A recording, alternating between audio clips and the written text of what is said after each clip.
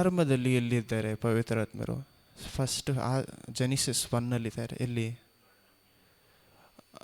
ಲೋಕ ಎಲ್ಲ ಉಂಟಾಗೋದಕ್ಕೆ ಮೊದಲು ನೀರಿನ ಮೇಲೆ ಪವಿತ್ರಾತ್ಮರು ಏನು ಮಾಡ್ತಾ ಇದ್ದಾರಂತೆ, ಅವರ ಆತ್ಮ ಓಕೆ, ಇದು ಪವಿತ್ರಾತ್ಮರು ಎಲ್ಲಿ ಇಂಟ್ರೊಡ್ಯೂಸ್ ಆಗ್ತಾ ಇದ್ದಾರೆ ನಮಗೆ, ಅಲ್ಲಿ ಎಲ್ಲಿ ನಮ್ಗೆ ಅವ್ರ ಕುರಿತಾಗಿ ಮಾತಾಡ್ತಾ ಇದ್ದಾರೆ ಅಂದರೆ ಆದಿಕಾಂಡ 1ನೇ ಅಧ್ಯಾಯ. ಅಲ್ಲೇ ಏನಾಗುತ್ತೆ, ಏನು ಉಂಟು ಮಾಡಿಲ್ಲ, ಅದಕ್ಕೆ ಮುಂಚೆನೇ ಈ ಲೋಕದಲ್ಲಿ ಯಾವುದೇ ಒಂದು ವಿಷಯವನ್ನು ಏನು ಮಾಡಿಲ್ಲ, ಸೃಷ್ಟಿ ಉಂಟು ಮಾಡಿಲ್ಲ, ಮನುಷ್ಯರನ್ನಾಗಿರಲಿ ಪ್ಲ್ಯಾಂಟ್ಸ್ ಇದೆಲ್ಲ. ಅದಕ್ಕೆ ಮೊದಲೇ ಗಿಡ ಮರ ಎಲ್ಲ ಬರೋದಕ್ಕೆ ಮೊದಲೇ ನೀರು, ಬರೀ ನೀರಿತ್ತು, ಮತ್ತೇನಂತೆ ಕತ್ತಲೆ ಆಗಿತ್ತು. ಅದ್ರ ಮೇಲೆ ಯಾರು ಚಲಿಸ್ತಾ ಇದ್ರು? ಪವಿತ್ರಾತ್ಮರು. ಅಲ್ಲೆಲೂಯ. ಅಲ್ಲಿ ನಮಗೆ ಇಂಟ್ರಡ್ಯೂಸ್ ಅಂದರೆ ನಮಗೆ ಅಲ್ಲಿ ಗುರುತಾಗುವಂಥ ಪವಿತ್ರಾತ್ಮರು. ಆ್ಯಕ್ಚುಲಾಗಿ ನಾವು ದೇವರ ವಾಕ್ಯದಲ್ಲಿ ನೋಡಬೇಕಾದ್ರೆ ಅನೇಕ ಜಾಗಗಳಲ್ಲಿ ಪವಿತ್ರಾತ್ಮರನ್ನು ನೋಡ್ತೀವಿ. ಆದರೆ ಹಳೆಯ ಒಡಂಬಡಿಕೆಯಲ್ಲಿ ನಾವು ಒಂದು ವ್ಯತ್ಯಾಸ ಏನಂದರೆ, ಅಂದರೆ ವಿಶ್ವಾಸಿಗಳ ಒಳಗಡೆ ಪವಿತ್ರ ಆತ್ಮರು ಏನಾಗಿರಲಿಲ್ಲ, ವಾಸವಾಗಿರ್ತಿರ್ಲಿಲ್ಲ. ನಮ್ಮ ಪಾಪದ ದೆಸೆಯಿಂದ ನಮ್ಮ ನಡುವೆ ಪವಿತ್ರ ಆತ್ಮರು ವಾಸವಾಗಿರೋದನ್ನು ಬಿಟ್ಟಿದ್ರು. ಪರ್ಮನೆಂಟಾಗಿ ಏನು ಮಾಡ್ತಿರ್ಲಿಲ್ಲ, ವಾಸ ಮಾಡ್ತಾಯಿರಲಿಲ್ಲ. ಹೊಸ ಒಡಂಬಡಿಕೆಯಲ್ಲಿ ಇಲ್ಲಿ ನಮ್ಮ ಒಳಗಡೆ ಇದನ್ನೇ ಯೇಸು ಕ್ರಿಸ್ತು ಬಂದು ಏನು ಮಾಡ್ತಾರೆ, ಡಿಫ್ರೆನ್ಷಿಯೇಟ್ ಅಂದರೆ ವ್ಯತ್ಯಾಸಪಡಿಸಿ ತೋರಿಸ್ತಾರೆ. ಯೋಹಾನ 14:17 ಮನೇಲಿ ಹೋಗೋದೆ, ಯೋಹಾನ 14:15 ಓದಬೇಕಾದ್ರೆ ಅವ್ರು ಕ್ಲಿಯರಾಗಿ ಹೇಳ್ತಾರೆ, ಯಾರು ಯೇಸು ಕ್ರಿಸ್ತನ ಮೇಲೆ ನಂಬಿಕೆ ಇಡ್ತಾರೋ ಅವರ ಒಳಗಡೆ ನಾನು ಮತ್ತು ನನ್ನ ತಂದೆ ಮತ್ತು ನಾನು ಇಬ್ಬರು ಬಂದು ನಾವೇನಾಗಿರ್ತೀವಿ, ಅವನೊಳಗಡೆ ವಾಸವಾಗಿರ್ತೀವಿ, ಕೂಡಿ ಬರ್ತೀವಿ ಅಂತ ಹೇಳ್ತಾರೆ. ಅದಕ್ಕೆ ಅರ್ಥ ಏನಂದರೆ ಪವಿತ್ರ ಆತ್ಮರು ನಮ್ಮಲ್ಲಿ ಕೂಡಿ ಬರ್ತಾರೆ ಅಂತ ಜಾಗದಲ್ಲಿ ಹೇಳ್ತಾರೆ. ಅಲ್ಲೆಲೂಯ. ನಾನು ಹೋಗಿ ನನ್ನ ಥರನೇ ಇನ್ನೊಬ್ರು ನಾನು ಏನು ಮಾಡ್ತೀನಿ, ಕಳಿಸಿಕೊಡ್ತೀನಿ. ಅವ್ರು ನಿಮಗೇನು ಮಾಡ್ತಾರೆ, ಸಹಾಯಕ ಅಲ್ಲೆಲೂಯ, ಅವ್ರು ನಿಮಗೆ ಸಹಾಯಕರಾಗಿರ್ತಾರೆ ಅಂತಾರೆ. ಸೊ ಹಳೆ ಒಡಂಬಡಿಕೆಯಲ್ಲೂ ಹೊಸ ಒಡಂಬಡಿಕೆಯಲ್ಲೂ ಅವರಿಗಿದ್ದಂಥ ರೋಲ್, ಅವ್ರಿಗಿದ್ದಂಥ ಕರ್ತವ್ಯ ಏನಾಯ್ತು ಅಂದರೆ ಚೇಂಜ್ ಆಗ್ತಾಯಿದೆ. ಅಲ್ಲೆಲೂಯ. ಹಳೆ ಒಡಂಬಡಿಕೆಯಲ್ಲಿ ನಾವು ಪವಿತ್ರಾತ್ಮರನ್ನು ಅರ್ಥ ಮಾಡಿಕೊಂಡ್ರೇ ಹೊಸ ಒಡಂಬಡಿಕೆ ಇರುವಂಥ ಪವಿತ್ರಾತ್ಮರ ನಾವು ಯಾಕಂದರೆ ಒಂದೇ ಪವಿತ್ರಾತ್ಮರೇ, ಆದರೆ ಅವ್ರು ನಮ್ಮ ಜೊತೆ ಯಾವ ರೀತಿ ನಡೆದುಕೊಳ್ತಾ ಇದ್ದಾರೆ ಅನ್ನೋದೇನಾಗಿದೆ, ಇವಾಗ ವ್ಯತ್ಯಾಸ ಆಗಿದೆ. ನಮ್ಮ ಜೊತೆ ಇವಾಗ ಒಬ್ಬರ ಜೊತೆ ಸ್ನೇಹಿತರಾಗೋದಕ್ಕೆ ಮೊದಲು, ಅದಕ್ಕೆ ಮುಂಚೆ ಯಾವ ರೀತಿ ಒಂದೇ ಮನುಷ್ಯನೇ ಬೇರೆ ಬೇರೆ ರೀತಿಯಲ್ಲಿ ಇರ್ತಾರೆ. ನಾವು ಜನರಲಾಗಿ ಒಬ್ಬರ ಜೊತೆ ಮಾತನಾಡುವಾಗಲೂ ಅವ್ರ ಜೊತೆ ನಾವು ಫ್ರೆಂಡ್ ಆಗುವಾಗ ಮಾತನಾಡುವಾಗಲೂ ವ್ಯತ್ಯಾಸ ಇದೆ. ಎಲ್ಲರೂ ಫ್ರೆಂಡ್ಸ್ ಥರ ಮಾತನಾಡೋದಕ್ಕೆ ಸಾಧ್ಯ ಇಲ್ಲ.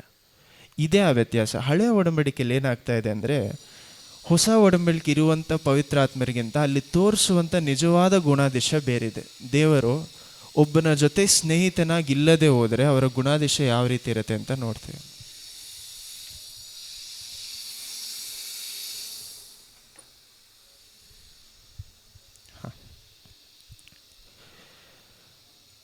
ಮೊದಲು ಎಲ್ಲಿ ನಾವು ನೋಡ್ತೀವಿ ಅಂದರೆ 3 ವಿಷಯಗಳು ನನ್ನ ಮನಸ್ಸಿಗೆ ಬರೋದೇ ಅಂದರೆ 3 ವಿಷಯಗಳು. ಫಸ್ಟ್ ಏನಂದರೆ, ಸಿಂಸೋನನ ಮೇಲೆ ಪವಿತ್ರ ಆತ್ಮರು ಇಳಿದು ಬಂದು ಅಲ್ಲಿರುವಂಥ ಅಷ್ಟು ಜನರನ್ನ ಅಷ್ಟು ಜನ ಅಲ್ಲಿಗೆ ನಾವು ಹೋಗೋಣ. ಜಡ್ಜಸ್, ನ್ಯಾಯಸ್ಥಾಪಕರು.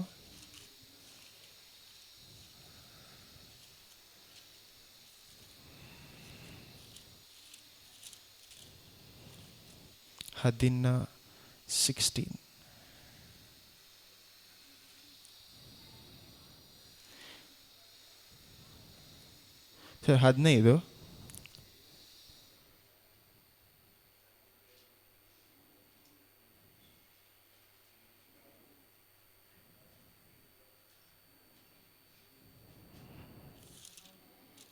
15 ಓದಿ ಯಾವ ವಾಕ್ಯ ಅಂತದ. ಕರ್ತರ ಪರಿಶುದ್ಧ ನಾಮಕ್ಕೆ ಸ್ತೋತ್ರವಾಗಲಿ. ನ್ಯಾಯಸ್ಥಾಪಕರು, ಜಡ್ಜಸ್ 15ನೇ ಅಧ್ಯಾಯ ವಚನ 14. 15ನೇ ಅಧ್ಯಾಯ ವಚನ 14. ಸಂಸೋನನು ಲೇಯಿಯ ಸಮೀಪಕ್ಕೆ ಬರಲು ಫಿಲಿಷ್ಟಿಯರು ಅವನನ್ನು ಕಂಡು ಆರ್ಭಟಿಸಿದರು. ಕರ್ತರ ಆತ್ಮವು ಅವನ ಮೇಲೆ ಬಂದದ್ದರಿಂದ ಅವನ ರಟ್ಟೆಗಳಿಗೆ ಸುತ್ತಲೂ ಕಟ್ಟಿದ್ದ ಹಗ್ಗಗಳು ಸುಟ್ಟು ಸೆಣಬಿನಂತೆ ಆಗಾದವು.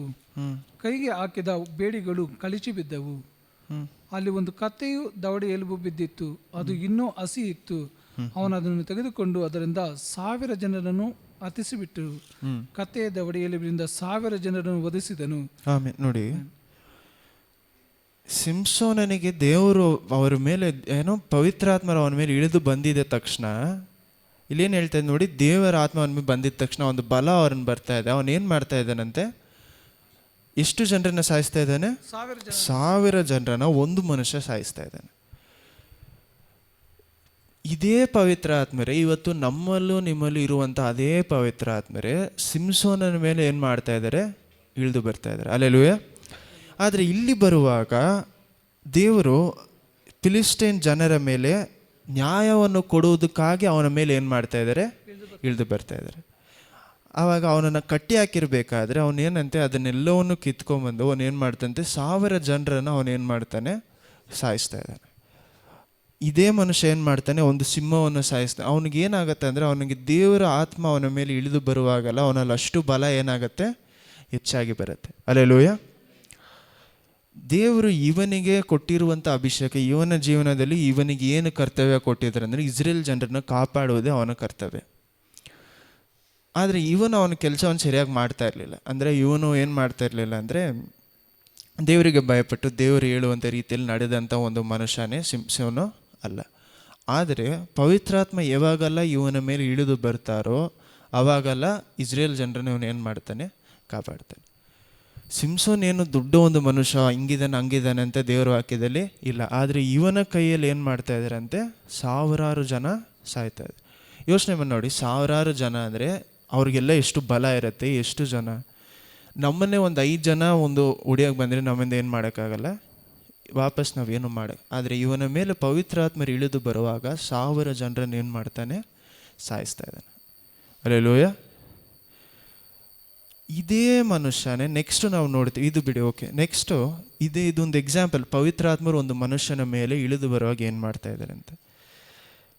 ಇದೇ ದೇವರ ಆತ್ಮ ನೆಕ್ಸ್ಟು ಯಾರ ಮೇಲೆ ಇಳಿದು ಬರುತ್ತೆ ಅಂದರೆ ಸೌಲನ ಮೇಲೆ ಇಳಿದು ಬರುತ್ತೆ. ಯಾಕಂದರೆ ಸಿಂಸೋನ್ ಆದ ಮೇಲೆ ನಾವು ನೋಡ್ತೀವಿ ಸಾಮ್ಯಲನು ಸಹ ಇರ್ತಾರೆ, ಪ್ರವಾದಿಯಾಗಿ ಅವರೇ ನ್ಯಾಯವನ್ನು ಆ ಜಾಗದಲ್ಲಿ ಕೊಡ್ತಾ ಇರ್ತಾರೆ. ಆದರೆ ಈ ಜನರು, ಇಸ್ರೇಲ್ ಜನರು ನಮಗೊಂದು ರಾಜ ಬೇಕು ಅಂತ ಕೇಳ್ತಾರೆ. ಆವಾಗ ದೇವರು ಇವರಿಗೆ ಏನು ಮಾಡ್ತಾರೆ ಅಂದರೆ ಒಂದು ರಾಜನನ್ನು ಕೊಡ್ತಾರೆ. ಮೊದಲನೇ ಸಾಮ್ಯಲನು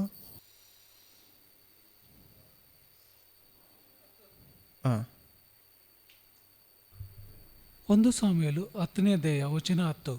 1 ಸಾಮುವೇಲು 10ನೇ ಅಧ್ಯಾಯ ವಚನ 10.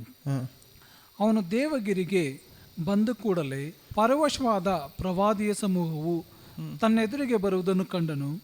ದೇವರ ಆತ್ಮವು ಅವನ ಮೇಲೆ ಬಂದುದರಿಂದ ಅವನು ಪರವಶವನಾಗಿ ಅವರೊಳಗೆ ಸೇರಿ ಪ್ರವಾದಿಸಿದನು. ಅವನು ಪರವಶನಾಗಿ ಮಾತಾಡುವುದನ್ನು ಗುರುತಿಸಿದವರು ಕಂಡು ತಮ್ಮೊಳಗೆ, ಕೀಷನ ಮಗನಿಗೆ ಏನಾಯಿತು, ಸೌಲನು ಪ್ರವಾದಿಗಳಲ್ಲಿ ಇದ್ದಾನೋ ಎಂದು ಮಾತಾಡಿಕೊಳ್ಳುತ್ತಿರುವಾಗ ಆ ಸ್ಥಳದಲ್ಲಿ ಒಬ್ಬನು, ಹಾಗಾದರೆ ಇವನ ತಂದೆ ಯಾರು ಎಂದು ಕೇಳಿದನು. ಈ ಸಂಗತಿಯಿಂದ ಸೌಲನು ಪ್ರವಾದಿಯಲ್ಲಿ ಇದ್ದಾನೋ ಎಂಬ ಗಾದೆ ಹುಟ್ಟಿತು. ಅವನು ಪ್ರವಾದಿಸಿ ಆದ ಮೇಲೆ ಪೂಜಾ ಸ್ಥಳಕ್ಕೆ ಬಂದನು. ಸೌಲನ ಚಿಕ್ಕಪ್ಪನು ಅವನ ಸೇವಕನು, ನೀವು ಎಲ್ಲಿಗೆ ಹೋಗಿದ್ದೀರಿ ಎಂದು ಕೇಳಲು, ಅವನ ಕತ್ತೆಗಳನ್ನು ಹುಡುಕುವುದಕ್ಕೆ ಹೋಗಿದ್ದೆವು, ಅವು ಸಿಕ್ಕಲಿಲ್ಲವಾದ್ದರಿಂದ ಸಾಮುವೇಲನ ಬಳಿಗೆ ಹೋದೆವು ಅಂದನು. ಈ ಮನುಷ್ಯ ದೇವರು ಇವನ ಮೇಲೆ ಏನು ಮಾಡ್ತಾ ಇದ್ದಾರೆ, ಇವನನ್ನು ದೇವರು ಇದೇ 10ನೇ ಅಧ್ಯಾಯ 1ನೇ ವಾಕ್ಯದಲ್ಲಿ ಸಾಮ್ಯಲನು ಇವನನ್ನು ರಾಜನಾಗಿ ಏನು ಮಾಡ್ತಾರೆ ಅಂದರೆ ಅಭಿಷೇಕ ಮಾಡ್ತಾರೆ. ಈ ಜನರ ಮೇಲೆ ನೀನು ಏನು ಮಾಡ್ತೀಯ ಅಂದರೆ ಆಳ್ವಿಕೆ ಮಾಡ್ತೀಯ ಅಂತ ಹೇಳ್ತಾರೆ. ಇದೇ ಮೊದಲನೇ ಸಾಮ್ಯಲನು 11ನೇ ಅಧ್ಯಾಯ 6ರಿಂದ 7 ಓದಿ. 1 ಸಾಮುವೇಲು 11ನೇ ಅಧ್ಯಾಯ ವಚನ 6. ಆಗ ಕರ್ತರ ಆತ್ಮವು ಅವನ ಮೇಲೆ ಬಂದಿತು. ಅವನು ಅತ್ಯಂತ ಕುಪಿತನಾಗಿ ಒಂದು ಜೋಡಿ ಎತ್ತುಗಳನ್ನು ತೆಗೆದುಕೊಂಡು ತುಂಡು ತುಂಡು ಮಾಡಿ ಆ ತುಂಡುಗಳನ್ನು ದೂತರ ಮುಖಾಂತರ ಇಸ್ರಾಯೇಲರ ಎಲ್ಲ ಪ್ರಾಂತ್ಯಗಳಿಗೂ ಕಳುಹಿಸಿ, ಯಾರು ಸೌಲ ಸಾಮುವೇಲರನ್ನು ಹಿಂಬಾಲಿಸುವುದಿಲ್ಲವೋ ಅವರ ಗೆತ್ತುಗಳು ಹೀಗೆಯೇ ಕಡಿಯಲ್ಪಡುವವು ಎಂದು ಹೇಳಿಸಿದನು. ಕರ್ತರ ಭಯಪ್ರೇರಿತರಾಗಿ ಇರುವ ಜನರೆಲ್ಲರೂ ಏಕ ಮನಸ್ಸಿಂದ ಕೂಡಿ ಬಂದರು. ಅವರನ್ನು ಬೆಜೆಕಿನಲ್ಲಿ ಕ್ರಮಪಡಿಸಿ ಲೆಕ್ಕಿಸಿದಾಗ ಇಸ್ರೇಲರಲ್ಲಿ 6ನೇ ವಾಕ್ಯದಲ್ಲಿ ದೇವರ ಆತ್ಮ ಅವನನ್ನು ಕಂಟ್ರೋಲ್ ತಗೊಂಡಿದ್ದ 6th ವರ್ಸ್ ಓದಿ. 6. ಆಗ ಕರ್ತರ ಆತ್ಮವು ಅವನ ಮೇಲೆ ಬಂದಿತು. ಅವನ ಮೇಲೆ, ಸೌಲನ ಮೇಲೆ ಬಂತು. ಅವನು ಅವನು ಅತ್ಯಂತ ಕುಪಿತನಾಗಿ ತುಂಬಾ ಕೋಪ ಕೊಟ್ಟು ಒಂದು ಜೋಡಿ ಎತ್ತುಗಳನ್ನು ತೆಗೆದುಕೊಂಡು ಜೋಡಿ ಎತ್ತುಗಳನ್ನು ತೆಗೆದುಕೊಂಡು ಅವನು 12 ಪೀಸಾಗಿ ಅದನ್ನ ಏನ್ ಮಾಡ್ತಾನೆ ಅಂದ್ರೆ ಕಟ್ ಮಾಡಿ 12 ಟ್ರೈಬ್ಸ್ 12 ಟ್ರೈಬ್ಸ್ ಆಫ್ ಇಸ್ರೇಲ್ಗೆ ಏನ್ ಮಾಡ್ತಾನೆ ಅಂದ್ರೆ ಕಳಿಸ್ತಾನೆ. ಇಸ್ರೇಲ್ನ 12 ಗೋತ್ರಗಳಿಗೂ ಕಳಿಸ್ತಾನೆ. ಎಲ್ಲ ಜಾಗಗಳಲ್ಲಿಯೂ ಪವಿತ್ರಾತ್ಮರು ಇಳಿದು ಬರುವಾಗ ಅವರನ್ನು ಮೀರಿ ಯಾವುದೋ ಒಂದು ವಿಷಯವನ್ನು ಮಾಡ್ತಾ ಇದ್ದಾರೆ. ಹಲ್ಲೆಲೂಯಾ.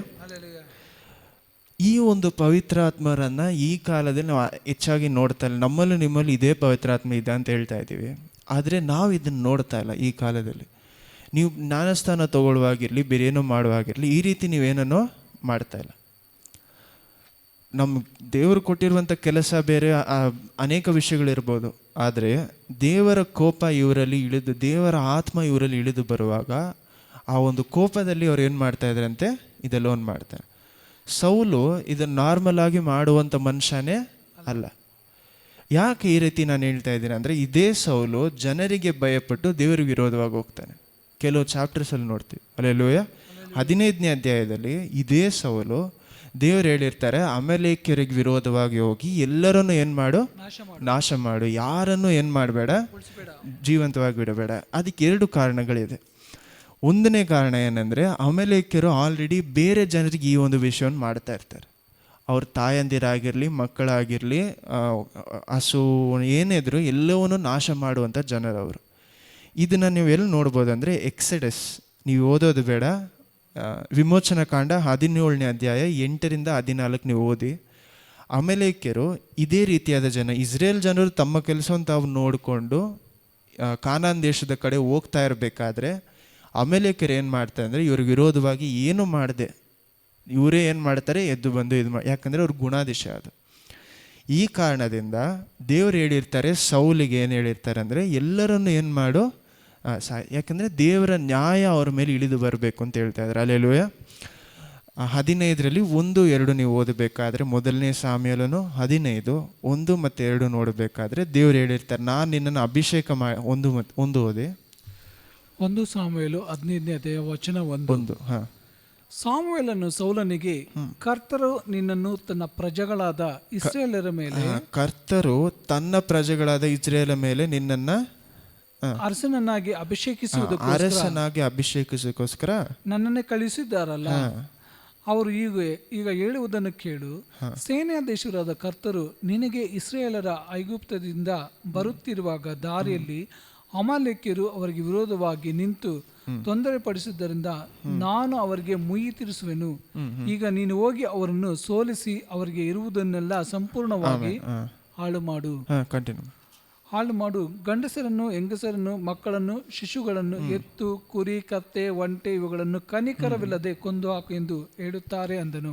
ಆಮೇಲೆ ನೋಡಿ, ದೇವರು ತನ್ನ ನ್ಯಾಯವನ್ನು ಯಾರ ಮೂಲಕ ಕೊಡಬೇಕು ಅಂತ ಮಾಡ್ತಾ ಇದ್ದಾರೆ, ಸೌಲ ಮೂಲಕ. ಆದರೆ ಇದೇ ಸೌಲು ಏನು ಮಾಡ್ತಾನೆ ಅಂದರೆ, ಹೋಗ್ತಾನೆ, ವಾರಕ್ಕೆ ಹೋಗ್ತಾನೆ, ಯುದ್ಧಕ್ಕೆ ಹೋಗ್ತಾನೆ. ಹೋಗಿದ ಮೇಲೆ ಅಲ್ಲಿರುವಂಥ ವಸ್ತುಗಳು ಯಾವುದೋ ಮೇಕೆ ಆಗಿರಲಿ, ಒಂಟೆ ಇದೆಲ್ಲವನ್ನು ನೋಡಿ ಅವನು ಏನು ಮಾಡ್ತಾನೆ ಅಂದರೆ, ಎಲ್ಲವನ್ನೂ ನಾಶ ಮಾಡಲ್ಲ. ಆ ರಾಜನನ್ನು ದೇವ್ರು ಹೇಳಿರ್ತಾರೆ, ಕೊಂದುಬಿಡು ಅಂತ ಹೇಳ್ತಾರೆ. ಆದರೆ ಇವನು ಅದನ್ನು ಸಹ ಏನು ಮಾಡಿಲ್ಲ, ಕಂಪ್ಲೀಟ್ ಮಾಡಿರಲ್ಲ. ಅವನು ಇದನ್ನು ಮಾಡದೆ ಅವನೇನು ಮಾಡಿರ್ತಾನೆ ಅಂದರೆ, ಯುದ್ಧ ಮುಗಿಸ್ಕೊಂಡು ಹಿಂತಿರುಗಿ ಬಂದು ಯಾರನ್ನ ಕರೆದಿರ್ತಾನೆ ಅಂದರೆ, ಸಾಮ್ಯಲ್ನ ಕರೀತಾನೆ. ಸಾಮ್ಯಲ್ನ ಏನಕ್ಕೋಸ್ಕರ ಕರೀತಾನೆ ಅಂದರೆ, ಪ್ರವಾದಿಯನ್ನು ಏನಕ್ಕೋಸ್ಕರ ಸೌಲ್ ಕರೀತಾರೆ ಅಂದರೆ, ನೀವೇನು ಮಾಡಿ ಬಂದು ನನ್ನ ಜೊತೆ ಆರಾಧನೆ ಮಾಡೋದಕ್ಕೋಸ್ಕರ. ಒಂದು ಯುದ್ಧ ಆದ ಮೇಲೆ ಅವ್ರು ಆರಾಧನೆ ಮಾಡ್ತಾಯಿದ್ರು, ಸ್ತೋತ್ರ ಹೇಳುವಂಥ ರೀತಿಯಲ್ಲಿ ಬಲಿ ಕೊಡಬೇಕಾಗುತ್ತೆ. ಇವನೇನು ಹೇಳ್ತಾನೆ ಅಂದರೆ, ಯಾವ ಒಂಟೆ ಆಗಿರಲಿ, ಯಾವ ಒಂದು ದನವಾಗಿರಲಿ, ಯಾವುದನ್ನು ಅವನು ಏನು ಮಾಡ್ತಾನೆ, ಅಲ್ಲ ಬಲಿಯಾಗಿ ಯಾವುದನ್ನು ಕೊಡ್ತಾನೆ ಅಂದರೆ, ಯಾವುದು ದೇವರು ನಾಶ ಮಾಡು ಅಂತ ಹೇಳಿರ್ತಾರೋ ಅದನ್ನೇ ಎತ್ಕೊಂಬಂದು ಅವನೇನಂತ ಹೇಳ್ತಾನೆ ಅಂದರೆ, ನಾನು ದೇವರಿಗೆ ಇದರಲ್ಲಿರುವಂಥ ಬೆಸ್ಟನ್ನ ಚೂಸ್ ಮಾಡಿ ದೇವ್ರಿಗೆ ಕೊಡಬೇಕು ಅಂತ ತೊಗೊಂಬಂದೆ. ನನ್ನ ಜೊತೆಲಿರುವಂಥ ಆಳುಗಳಿಗೆ ಏನಾಗಬಾರ್ದು, ಬೇಜಾರಾಗಬಾರ್ದು, ಮನಸ್ಸು ಇದಾಗಬಾರ್ದು ಅಂತ ಇದೆಲ್ಲ. ಯಾಕಂದರೆ ಇಷ್ಟು ಕಷ್ಟಪಟ್ಟು ನಾವು ಯುದ್ಧ ಮಾಡಿದ್ದೀವಿ, ವಾಪಸ್ ಏನು ನಾವು ತಂದಿಲ್ಲ ಅಂದರೆ ವೇಸ್ಟ್. ದೇವರು ಅವನ ಮೇಲೆ ಕೊಟ್ಟಂಥ ಅಭಿಷೇಕಕ್ಕಿಂತ ಜನರು ಅವನ ಮೇಲೆ ಇಟ್ಟಿದ್ದಂಥ ಒಂದು ವಿಷಯನೇ ಅವನಿಗೆ ಮುಖ್ಯವಾಗಿತ್ತು. ಹಲ್ಲೆಲೂಯಾ.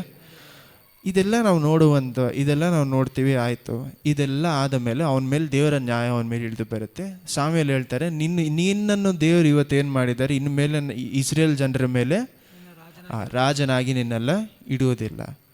ಅವ್ರು ಹಿಂತಿರುಗಿ ಹೋಗ್ತಾರೆ, ನಿನ್ನ ಜೊತೆ ನಾನು ಆರಾಧನೆ ಮಾಡಲ್ಲ ಅಂತ ಹಿಂತಿರುಗಿ ಹೋಗುವಾಗ ಅವ್ರನ್ನ ಶಾಲ್ ಏನು ಮಾಡ್ತಾನೆ, ಅವನು ಹಿಡ್ಕೊಳ್ತಾನೆ, ಬಂದು ಆರಾಧನೆ ಮಾಡಿ ಜನರ ಮುಂದೆ ನನ್ನನ್ನು ನಾನು ತಪ್ಪೇ ಮಾಡಿದರೂ ಪರವಾಗಿಲ್ಲ, ಕ್ಷಮೆ ಕೇಳಲ್ಲ, ತಪ್ಪು ಮಾಡಿದ್ದೀನಿ ಹೌದು, ಆದರೂ ನನ್ನ ಜೊತೆ ಆರಾಧನೆ ಮಾಡಿ ಅಂತೇಳಿ ಅವ್ರನ್ನ ಹಿಡಿಯುವಾಗ ಆ ಶಾಲ್ ಹರಿದೋಗುತ್ತೆ. ಹರಿದೋಗುವಾಗ ಸಾಮೇಲ್ ಏನು ಹೇಳ್ತಾರೆ, ಇದು ಯಾವ ರೀತಿ ಹರಿದೋಯ್ತು, ನಿನ್ನ ಹತ್ರದಿಂದ ಈ ಒಂದು ದೇಶವನ್ನು ದೇವ್ರು ಏನು ಮಾಡ್ತಾರೆ, ಕಿತ್ಕೊಳ್ತಾರೆ. ಅಲ್ಲೆಲೂಯ. ಇದು ಹೇಳಿದ ಮೇಲೇನೂ ಸಹ ಅವನೇನು ಹೇಳ್ತಾನೆ, ಹೌದು ನಾನು ತಪ್ಪು ಮಾಡಿದ್ದೀನಿ, ಆದರೆ ಜನರ ಮುಂದೆ ನನ್ನನ್ನು ಏನು ಮಾಡಬೇಡಿ, ಅಮರ್ಯಾದೆ ಪಡಿಸ್ಬೇಡಿ. ಇದನ್ನು ಹೇಳಿದ ಮೇಲೆ ಇದು ಆಲ್ರೆಡಿ ನಾವು ಓದಿದ್ದೀವಿ, ನಾವು ಒಂದು ತಿರುಗಿ ಹೇಳ್ತೇವೆ, ಒಂದು ಎಕ್ಸಾಂಪಲ್ ಹೇಳ್ತೇವೆ, ಮುಂದೆ ಹೋಗಿ ನೋಡೋಣ. ಸೊ ಅವನೇನು ಮಾಡ್ತಾನೆ, ಇದನ್ನು ಮಾಡ್ತಾನೆ. ಆವಾಗ ಸಾಮೇಲ್ ಏನು ಮಾಡ್ತಾರೆ ಅಂದರೆ, ಆಯಿತು ಬೇರೆ ದಾರಿ ಇಲ್ಲ ಅಂತ ಅವ್ರು ಏನು ಮಾಡ್ತಾರೆ ಅಂದರೆ ದೇವರನ್ನು ಹೋಗಿ ಜಾಗದಲ್ಲಿ ಆರಾಧನೆ ಮಾಡ್ತಾರೆ. ಆರಾಧನೆ ಮಾಡುವಾಗ ಮಾಡಿ ಮುಗಿಸಿದ ಮೇಲೆ ಒಂದು ವಿಷಯವನ್ನು ಮಾಡ್ತಾರೆ ನೋಡಿ, 31, 32, 33. ಮೊದಲನೇ ಸಾಮ್ಯೇಲನು 15ನೇ ಅಧ್ಯಾಯ 31, 32, 33. 1 ಸಾಮ್ಯೇಲ 15ನೇ ಅಧ್ಯಾಯ ವಚನ 31, 32 ಮತ್ತು 33. ತರುವಾಯ ಆಗ ಸೌಲನು ದೇವರನ್ನು ಆರಾಧಿಸಿದನು. ತರುವಾಯ ಸಾಮುವೇಲನು ಅಮೇಲೆಕ್ಕರ ಅರಸನಾದ ಆಗಾನನ್ನು ತನ್ನ ಬಳಿಯೇ ಹೇಳಿದನು. ನೋಡಿ, ಇದಾದ ಮೇಲೆ ಅವರು ಆರಾಧನೆ ಮಾಡಿ ಮುಗಿಸ್ತಾರೆ, ಬೇರೆ ದಾರಿ ಇಲ್ಲ ಅಂತ ಆರಾಧನೆ ಮಾಡಿ ಮುಗಿಸ್ತಾರೆ, ಅವನು ಮರ್ಯಾದೆ ಕೊಡಬೇಕು ಅಂತ. ನೆಕ್ಸ್ಟ್ ನೋಡಿ ಯಾರನ್ನ ಕರ್ಕೊಂಬರ್ತಾರೆ ಅಂದರೆ, ಆಗಾಗ ಆ ಒಂದು ಎಲ್ಲಿ ಅವನು ಯುದ್ಧ ಮಾಡೋಕ್ಕೆ ಹೋಗಿದ್ರು ಆ ರಾಜನನ್ನು ಸಾಮೇಲ್ ಕರ್ಕೊಂಬರಕ್ಕೆ ಹೇಳ್ತಾರೆ. ಆಗಾನನು ಮರಣ ಭಯ ತಪ್ಪಿತೆಂದು ನೆನೆಸಿಕೊಂಡು ಸಂತೋಷದಿಂದ ಅವನ ಹತ್ತಿರ ಬಂದನು. ಆದರೆ ಸಾಮುವೇಲನು ಅವನಿಗೆ, ನಿನ್ನ ಕತ್ತಿಯು ಅನೇಕ ಸ್ತ್ರೀಯರಿಗೆ ಪುತ್ರಶೋಕವನ್ನು ಉಂಟು ಮಾಡಿತು, ನಿನ್ನ ತಾಯಿಯು ಎಲ್ಲರಿಗಿಂತಲೂ ಹೆಚ್ಚಾಗಿ ಪುತ್ರಶೋಕವನ್ನು ಅನುಭವಿಸಲಿ ಎಂದು ಹೇಳಿ ಅವನನ್ನು ಗಿಲ್ಗಾಲಿನಲ್ಲಿ ಕರ್ತರ ಸನ್ನಿಧಿಯಲ್ಲಿ ಕಡಿದು ಹಾಕಿದನು. ಆ ನಂತರ ಸಾಮುವೇಲನು ರಾಮಕ್ಕೆ ಹೋಗಿ ಸಾಕು ಯಾರು ಸೌಲ್ ಅನ್ನುವಂಥ ರಾಜ ಮಾಡಬೇಕಾದಂಥ ಕೆಲಸವನ್ನ ಯಾರು ಮಾಡ್ತಾ ಇದ್ದಾರೆ?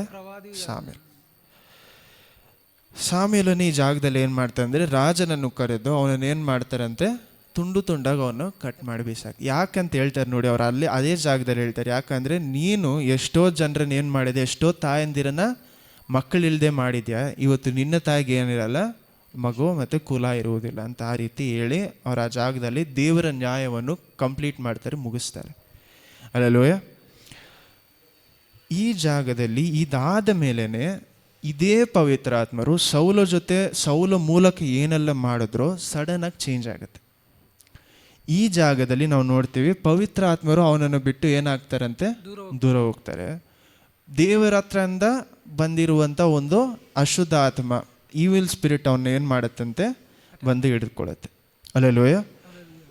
ಇವನು ಬಂದು ಹಿಡ್ಕೊಂಡು ಅವನು ಏನು ಮಾಡುತ್ತೆ ಅಂದರೆ, ಅವನ ಮನಸ್ಸನ್ನು ಪ್ರಾಬ್ಲಮ್ ಕೊಡೋ ಎಲ್ಲಿ ಅಂದರೆ 16ರಲ್ಲಿ 14 ಓದಿ, 16ನಲ್ಲಿ 14. 1 ಸಾಮುವೇಲ 16ನೇ ಅಧ್ಯಾಯ ವಚನ 14. ಕರ್ತರ ಆತ್ಮವು ಸೌಲನನ್ನು ಬಿಟ್ಟು ಹೋಯಿತು.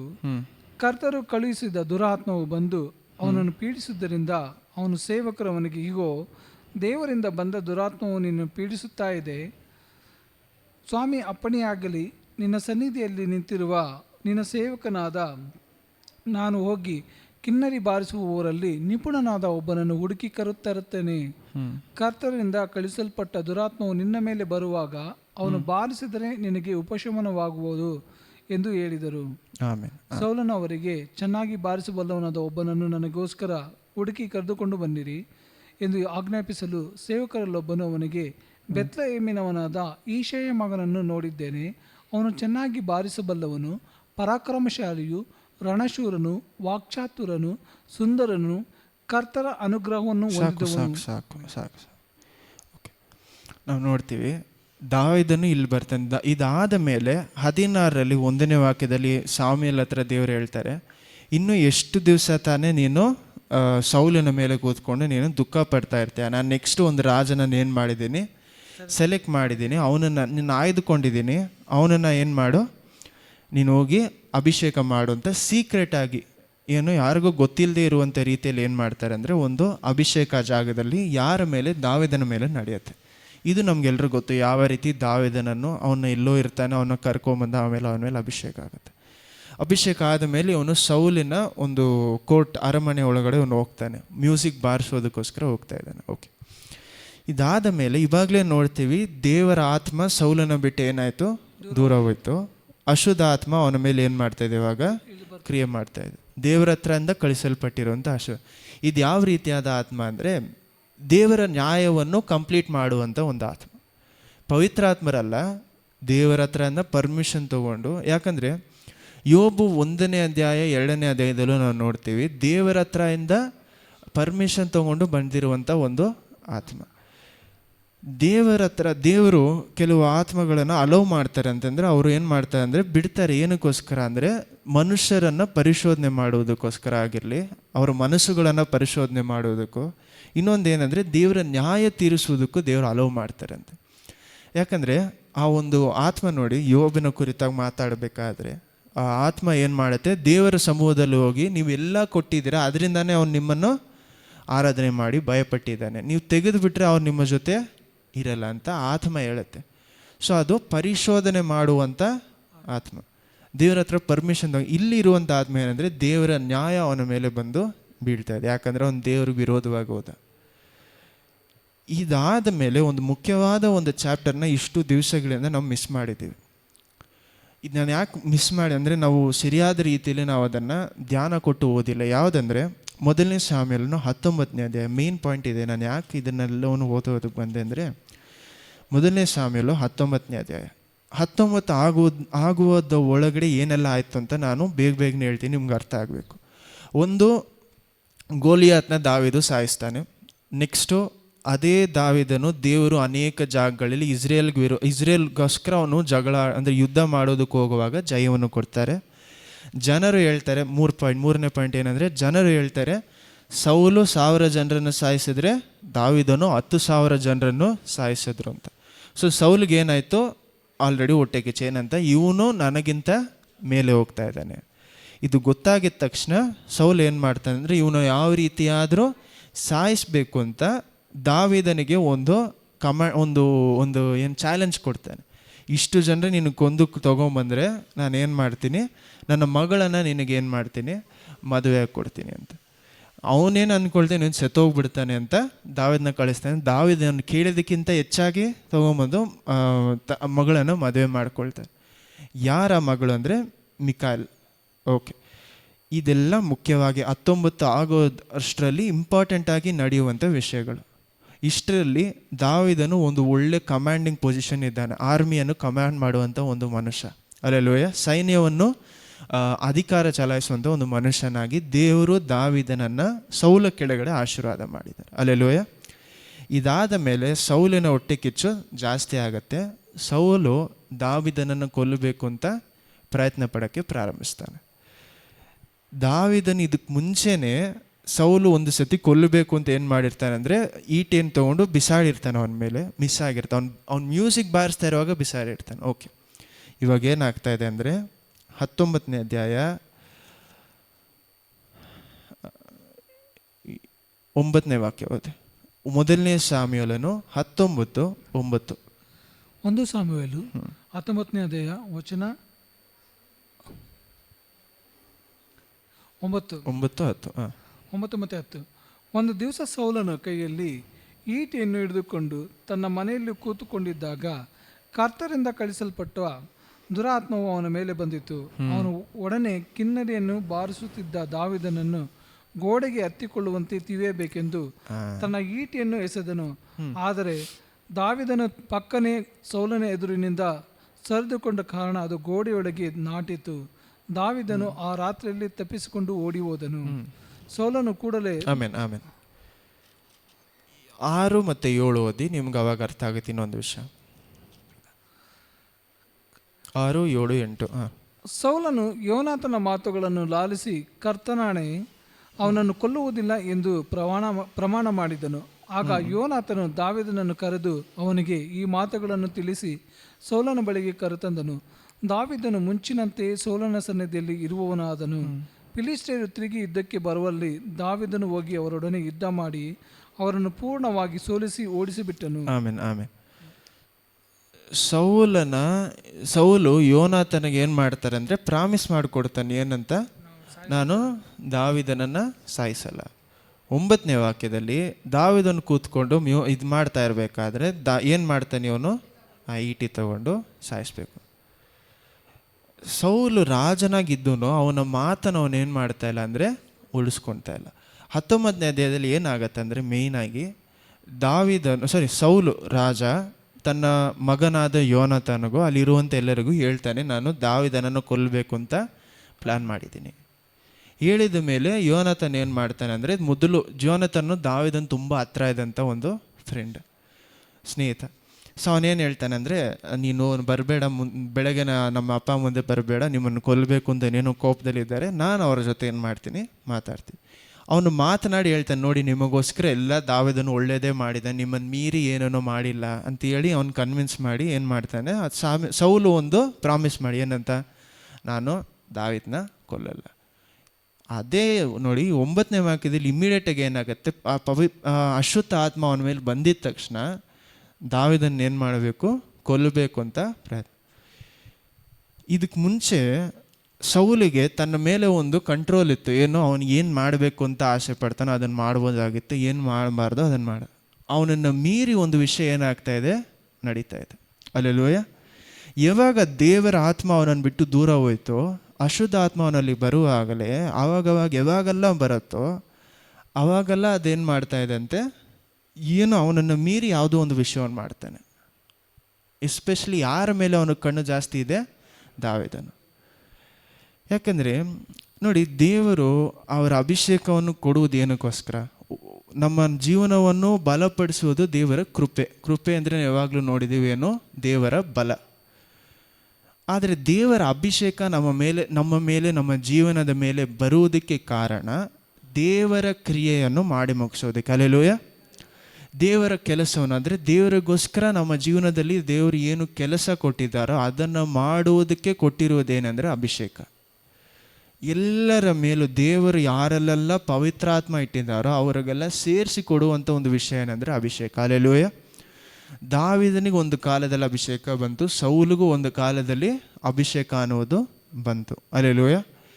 ಈ ಕಾಲದಲ್ಲಿ ನಮ್ಮ ಒಳಗಡೆನೇ ಪವಿತ್ರಾತ್ಮ ಇರುವುದರಿಂದ ನಮಗೂ ದೇವರ ಅಭಿಷೇಕ ಅನ್ನುವುದು ಇದೆ. ಹಲ್ಲೆಲೂಯ. ಏನಕ್ಕೆ ಕೊಡ್ತಾ ಇದ್ದಾರೆ, ನೀವು ಮಾಡುವಂಥ ಕೆಲಸ, ನೀವು ಡೈಲಿ ನೀವು ಏನು ಮಾಡ್ಬೋದು, ನಿಮ್ಮ ಕೆಲಸಕ್ಕೆ ಹೋಗ್ಬೋದು ಅಥವಾ ಮನೇಲಿ ನೀವು ನಿಮ್ಮ ಕೆಲಸವನ್ನು ಮಾಡಿ, ಎಲ್ಲದಕ್ಕೂ ದೇವರು ಏನು ಮಾಡಿರ್ತಾರೆ ಅಂದರೆ ಅಭಿಷೇಕವನ್ನು ಕೊಟ್ಟಿದ್ದಾರೆ. ಹಲ್ಲೆಲೂಯ. ದೇವರು ಕೃಪೆ ಅಂದರೆ ಅವರ ಬಲ ಕೊಡುವುದು ಬೇರೆ, ನೀವೆಲ್ಲವನ್ನು ಮಾಡುವುದಕ್ಕೆ ಬಲ ಕೊಡೋದು ಬೇರೆ. ನೀವು ಮಾಡುವಂಥ ಮೇನ್ ವಿಷಯದಲ್ಲಿ ನೀವು ತುಂಬ ಚೆನ್ನಾಗಿ ಮಾಡುವುದಕ್ಕೆ ನಿಮ್ಮನ್ನು ಮೀರಿ ಬರುವಂಥ ಒಂದು ವಿಷಯ ಬೇರೆ. ಹಲ್ಲೆಲೂಯ. ಅದು ಅಭಿಷೇಕ. ನಿಮ್ಮ ಬಲದಲ್ಲಿ ಮಾಡುವುದಲ್ಲ, ಕಂಪ್ಲೀಟಾಗಿ ದೇವರ ಬಲದಲ್ಲಿ ಮಾಡುವಂಥ ಒಂದು ವಿಷಯ. ಹಲ್ಲೆಲೂಯ. ನಿಮ್ಮನ್ನು ಅದನ್ನು ಬಿಟ್ಟು ಬೇರೆ ಯಾವ ಕೆಲಸ ಮಾಡಿದ್ರೆ ನಿಮ್ಮ ಜೀವನದಲ್ಲಿ ನೀವು ಉದ್ಧಾರ ಆಗೋದಕ್ಕೆ ಸಾಧ್ಯನೇ ಇಲ್ಲ. ಸೊ ಅದು ದೇವರ ಅಭಿಷೇಕದಿಂದ ಮಾತ್ರ ಮಾಡಲಿಕ್ಕೆ ಸಾಧ್ಯ. ಅದು ಅಭಿಷೇಕ ಅನ್ನೋದು. ಹಲ್ಲೆಲೂಯ. ಸೌಲಿನ ಮೇಲೆ ದೇವರ ಅಭಿಷೇಕ ಬಂದ ಮೇಲೇ ಅವನೇನಾಗ್ತಾನೆ ಅಂದರೆ ಸರಿಯಾದ ರಾಜನ ರೀತಿಯಲ್ಲಿ, ರಾಜನಿಗಾದ ಒಂದು ಗುರಿ ಇತ್ತು, ಏನು ಮಾಡಬೇಕು ಅಂತ ಅವನಿಗೆ ಗೊತ್ತಿತ್ತು. ಆದರೆ ಅವನ ಸ್ವಂತ ಮನಸ್ಸು ಸರಿಯಾದ ರೀತಿಯಲ್ಲಿ ಇಲ್ಲದೆ ಕಾರಣದಿಂದ ಜನರು ನನ್ನನ್ನು ಮೇಲೆ ಇಟ್ಟಿದ್ದಾರೆ, ಜನರೇ ಮೇನು, ಜನರನ್ನು ಮೆಚ್ಚಿಸ್ಕೊಬೇಕು ಅಂತ ಯಾವ ಜನರು ಅವನನ್ನು ಆಯ್ದುಕೊಂಡ್ರು ಅದೇ ಜನರನ್ನು ಇವನು ಮೆಚ್ಚಿಸ್ಕೊಬೇಕು ಅಂತ ಜನರು ಅಂತ ಅವನ ಅಭಿಷೇಕವನ್ನು ಅವನು ಕಳೆದುಕೊಳ್ತಾನೆ. ಹಲ್ಲೆಲೂಯ. ಅವನ ಅಭಿಷೇಕ ಕಳೆದುಕೊಂಡಿದ್ದ ತಕ್ಷಣ ಅವನು ಎಷ್ಟು ಒಳ್ಳೆಯ ರಾಜನಾಗಿದ್ದ ಅಂದರೆ ಯೂಸ್ಫುಲ್ ಆದ ರಾಜನಾಗಿದ್ದರು ಅಷ್ಟೇ ವೇಸ್ಟ್ ಆದ ರಾಜನಾಗ ಆಗ್ಬಿಡ್ತಾನೆ, ಯಾವುದಕ್ಕೂ ಉಪಯೋಗ ಇಲ್ಲದೆ ಇರುವಂಥ ಒಂದು ರಾಜ.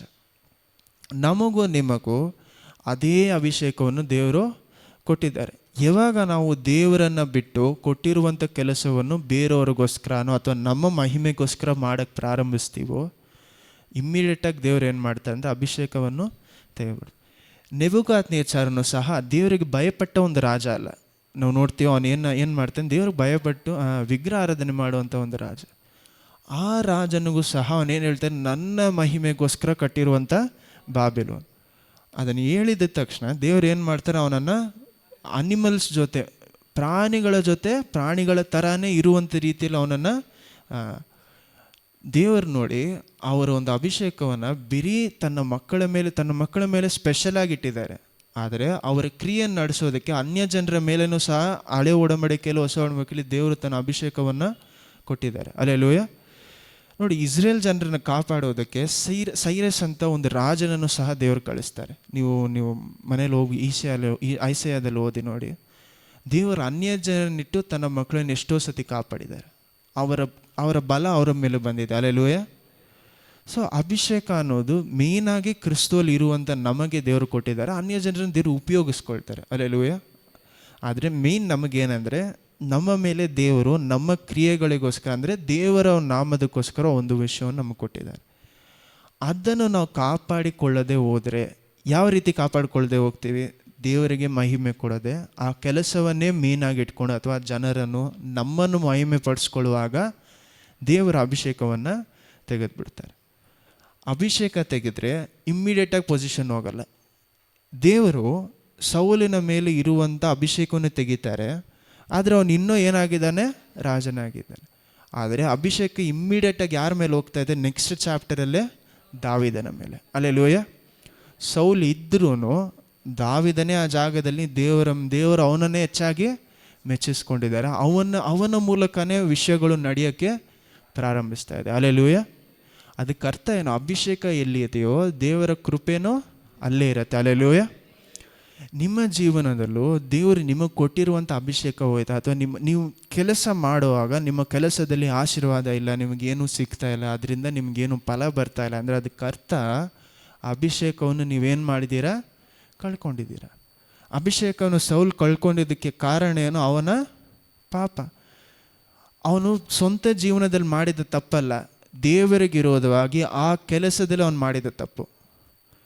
ದಾವೀದನು ಸ್ವಂತ ಜೀವನದಲ್ಲಿ ತಪ್ಪು ಮಾಡ್ತಾನೆ, ಆದರೆ ಒಂದು ರಾಜನಾಗಿ ಅವನು ಯಾವ ಜಾಗದಲ್ಲೂ ತಪ್ಪು ಮಾಡಿದ್ದನ್ನು ನಾವು ನೋಡಿಲ್ಲ. ಒಂದು ಮನುಷ್ಯನಾಗಿ ಅವನು ಏನು ಮಾಡ್ತಾನೆ? ತಪ್ಪನ್ನು ಮಾಡ್ತಾನೆ. ಎಷ್ಟೋ ಜಾಗದಲ್ಲಿ ನೋಡ್ತೀವಿ. ಒಂದು ರಾಜನಾಗಿ ದೇವರಿಗೆ ಭಯಪಟ್ಟು ಆ ಕೆಲಸದಲ್ಲಿ ಅವನು ತಪ್ಪು ಮಾಡಿದ್ದನ್ನು ನಾವು ನೋಡಿಲ್ಲ. ಅಲ್ಲೆಲೂಯ. ಸೊ ಒಂದು ಪೊಸಿಷನ್ ದೇವರು ನಿಮಗೆ ಕೊಟ್ಟಿದ್ದಾರೆ ಅಂದರೆ ಆ ಪೊಸಿಷನ್ಗೆ ಅಥವಾ ನಿಮಗೆ ಕೊಟ್ಟಿರುವಂಥ ಕೆಲಸಕ್ಕೆ ನೀವೇನು ಮಾಡಬೇಕು? ಸಂಪೂರ್ಣವಾಗಿ ಮರ್ಯಾದೆ ಕೊಟ್ಟು, ಅಭಿಷೇಕಕ್ಕೆ ಮರ್ಯಾದೆ ಕೊಟ್ಟು ನಾವು ನಡ್ಕೊಬೇಕು. ಅಲ್ಲೆಲೂಯ. ಮಾಡಬೇಕು.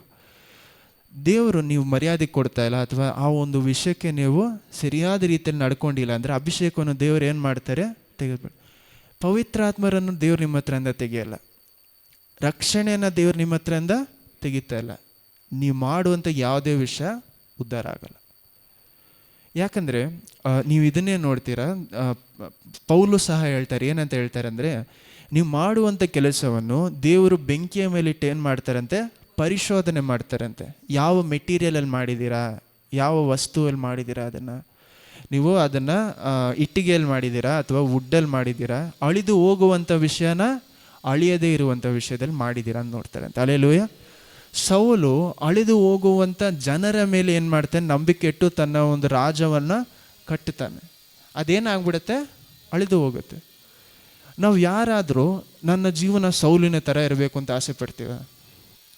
ಯಾವ ರೀತಿ ಸಾಯ್ತಾನೆ ಸೌಲು? ತನ್ನ ಕತ್ತಿ ಮೇಲೆ ತಾನೇ ಏನು ಮಾಡ್ತಾನೆ? ಬಿದ್ದು ಸತ್ತು ಹೋಗ್ತಾನೆ. ಅಲ್ಲೆಲೂಯ. ನಾವು ಯಾರಾದರೂ ಇದೇ ನೋಡಿ, ಸಂಸೋನ್ ಥರ ನನ್ನ ಜೀವನ ಇರಬೇಕು ಅಂತ ಆಸೆ ಪಡ್ತೀವ? ಇಲ್ಲ. ಎಲ್ಲರೂ ದೇವರು ಉಪಯೋಗಪಡಿಸಿಕೊಂಡಂಥ ಮನುಷ್ಯರೇ. ದಾವಿದನು ತನ್ನ ಜೀವನದಲ್ಲಿ ತಪ್ಪು ಮಾಡಿದ್ರು ನಾವೆಲ್ಲರೂ ಏನು ಹೇಳ್ತೀವಿ? ದೇವರೇ, ದಾವಿದನ ಥರ ನನಗೂ ಮನಸ್ಸು ಕೊಡಿ. ಅಲ್ಲೆಲೂಯ. ಯಾಕೆ? ತನ್ನ ಆರಂಭದಿಂದ ಕೊನೆಯವರೆಗೂ ಅವನ ಕೊನೆ ಏನಾಗಿತ್ತು? ಸರಿಯಾಗಿತ್ತು. ಅಲ್ಲೆಲೂಯ. ನಾವೆಲ್ಲರೂ ಪೌಲ ಥರ ಇರಬೇಕು. ದೇವರೇ, ಪೌಲ್ ಥರ ನಮ್ಮನ್ನು ನಾವು ಪ್ರಾರ್ಥನೆ ಮಾಡ್ತೀವಲ್ಲ, ಪೌಲಿನ ಥರ ದೇವರೇ ನಮ್ಮನ್ನು ನಡೆಸಿ ಅಂತ. ಪೌಲಿನ ಆರಂಭ ಚೆನ್ನಾಗಿತ್ತ? ಪೌಲು ಸೌಲಾಗಿರ್ಬೇಕಂದ್ರೆ ಏನು ಮಾಡ್ತಾಯಿದ್ರು? ಕ್ರಿಸ್ತರ ಮೇಲೆ ನಂಬಿಕೆ ಇಟ್ಟಂಥ ಮನುಷ್ಯರನ್ನು ಕೊಲ್ತಾ ಇದ್ದಂಥ ಒಂದು ಮನುಷ್ಯ, ಸಾಯಿಸ್ತಾ ಇದ್ದಂಥ ಒಂದು ಮನುಷ್ಯ. ಅಲ್ಲೆಲೂಯ. ಹಂಗಿದ್ದಂಥ ಮನುಷ್ಯನೇ ನೆಕ್ಸ್ಟ್ ಏನಾಗ್ತಾರೆ? ಪೌಲಾಗಿ ದೇವರು ಚೇಂಜ್ ಮಾಡಿ. ನಾವೇನು ಹೇಳ್ತೀವಿ? ದೇವರೇ, ನನ್ನನ್ನು ಸಹ ಪೌಲಾಗಿ. ಯಾಕಂದರೆ ಆರಂಭಕ್ಕಿಂತ ಒಂದು ವಿಷಯ ಕೊನೆಯಲ್ಲಿ ಏನಿದೆ ಅಂತೆ ಮುಖ್ಯತ್ವವಿದೆ. ಅಲ್ಲೆಲೂಯ. ನನ್ನ ಆರಂಭದಲ್ಲಿ ನಾನು ಏನೇನು ಮಾಡಿದೆ, ದೇವರಿಗೋಸ್ಕರ ಏನು ಮಾಡಿದೆ ಅಥವಾ ಜನರಿಗೋಸ್ಕರ ಏನು ಮಾಡಿದೆ ಅನ್ನೋದು ನನ್ನ ಕೊನೆಯಲ್ಲಿ ನಾನು ಏನು ಮಾಡ್ತಾ ಇದ್ದೀನಿ. ಅಲ್ಲೆಲೂಯ. ಕೊನೆಯವರೆಗೂ ಅದನ್ನೇ ಹೇಳ್ತಾರೆ, ಕೊನೆಯವರೆಗೂ ತಾಳುವವರೇ ರಕ್ಷಣೆ ಅಂದ್ಕೊಳ್ಳಿ. ಅದು ರಕ್ಷಣೆ ಕುರಿತಾಗ. ಆದರೆ ಎಕ್ಸಾಂಪಲ್ಗೆ ಹೇಳ್ತೇನೆ, ಕೊನೆಯವರೆಗೂ ನಾವೇನು ಮಾಡಬೇಕು ಅಂತ ಒಂದು ವಿಷಯವನ್ನು ಮುಗಿಸ್ಬೇಕು. ಆರಂಭದಲ್ಲಿ ಇರುವಂಥ ಅದೇ ವಿಷಯ ಕೊನೆಯಲ್ಲಿ ಏನಿರಲ್ಲ, ನಮ್ಮಲ್ಲಿ ಅದೇ ಇರುವುದಿಲ್ಲ. ನೋಡಿ, ದೇವರು ಇವಾಗ ಎಲ್ಲರಿಗೂ ನಾವು ಎಷ್ಟೋ ಸತಿ ಹೇಳ್ತೀನಿ, ತಾಲಂತ್ ಕೊಟ್ಟಿರ್ತಾರೆ ಒಬ್ಬೊಬ್ಬರಿಗೆ 2, 4, 6 ಅಂತ. ದೇವರು ಮಿಡಲಲ್ಲಿ ಬಂದು ಕೇಳಿಲ್ಲ ನೀನು ಇಷ್ಟು ಮಾಡಿದ್ದೆ ಅಷ್ಟು ಮಾಡಿದ್ದೆ ಅಂತ. ಯಾವಾಗ ಬರ್ತಾರೆ ಅವರೆಲ್ಲ ಮುಗಿಸ್ಕೊಂಡು ಆ ಒಂದು ಮನುಷ್ಯ ತಿರುಗಿ ಬಂದು ಏನು ಮಾಡ್ತಾನೆ, ಏನು ಮಾಡಿದ್ದೀರ ಅದು ಇಟ್ಕೊಂಡು.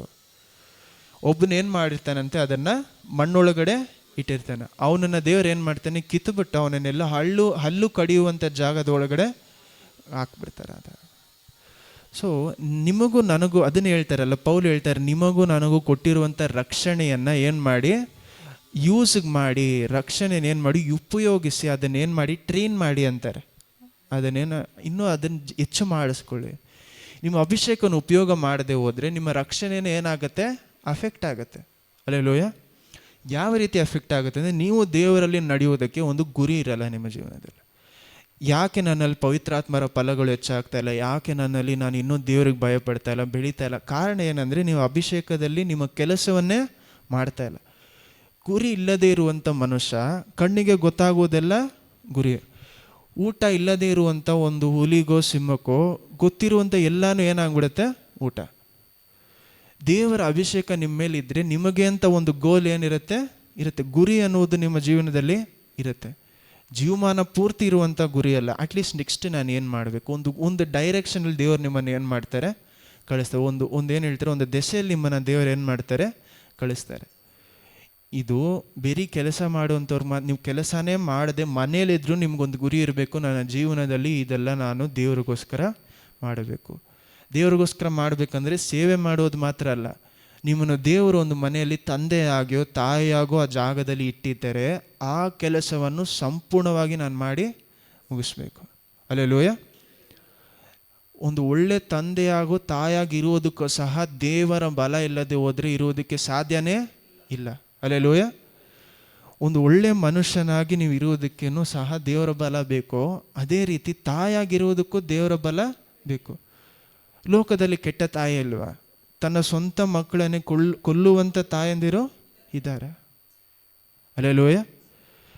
ಸೊ ನೀವು ಒಳ್ಳೆ ತಾಯಾಗಿರ್ಬೇಕು ಅಂದ್ರೂ ದೇವರ ಬಲ, ದೇವರ ಅಭಿಷೇಕ ಇಲ್ಲದೆ ಹೋದರೆ ನಿಮ್ಮಿಂದ ಅದು ಮಾಡೋದಕ್ಕೆ ಸಾಧ್ಯ ಇಲ್ಲ. ಒಂದು ತಾಯಾಗಿರೋದು ಒಂದು ಕೆಲಸನೇ, ಬರೀ ಮನೇಲಿರೋದು ಒಂದು ಕೆಲಸನೇ. ಆ ಕೆಲಸವನ್ನು ನೀವು ಯೋಚನೆ ಮಾಡ್ಬೋದು, ಆ ಕೆಲಸ ಮಾಡೋದು ನನಗೆ ಏನಕ್ಕೆ ದೇವರ ಬಲ, ದೇವರ ಅಭಿಷೇಕ ಅಂತ. ದೇವರು ಆ ಜಾಗದಲ್ಲೂ ಸಹ ನಿಮ್ಮನ್ನು ಉಪಯೋಗ ಮಾಡೋದಕ್ಕೆ, ನೀವು ಬರೀ ಆಚೆ ಬಂದರೆ ಮಾತ್ರ ಅಭಿಷೇಕ, ಆಚೆ ಬಂದರೆ ಮಾತ್ರ ಉಪಯೋಗ ಅಂತಲ್ಲ. ನೀವು ಯಾವ ಜಾಗದಲ್ಲಿದ್ದೀರೋ ನಿಮ್ಮನ್ನು ಆ ಜಾಗದಲ್ಲಿ ಉಪಯೋಗ ಮಾಡೋದಕ್ಕೆ ದೇವರಿಗೆ ಸಾಧ್ಯ. ನೋಡಿ, ನಮ್ಮೆಲ್ಲರೂ ಗೊತ್ತು, ಎಷ್ಟೋ ಲೇಡೀಸ್ ಇದ್ದಾರೆ ದೇವರ ವಾಕ್ಯದಲ್ಲಿ, ಎಷ್ಟೋ ಹೆಂಗಸರಿದ್ದಾರೆ. ಆ ಒಂದು ರಹಾಬ್ ಅನ್ನುವಂಥ ಒಂದು ಹೆಂಗಸು, ವ್ಯಭಿಚಾರಿಯಾದ ಒಂದು ಹೆಂಗಸು.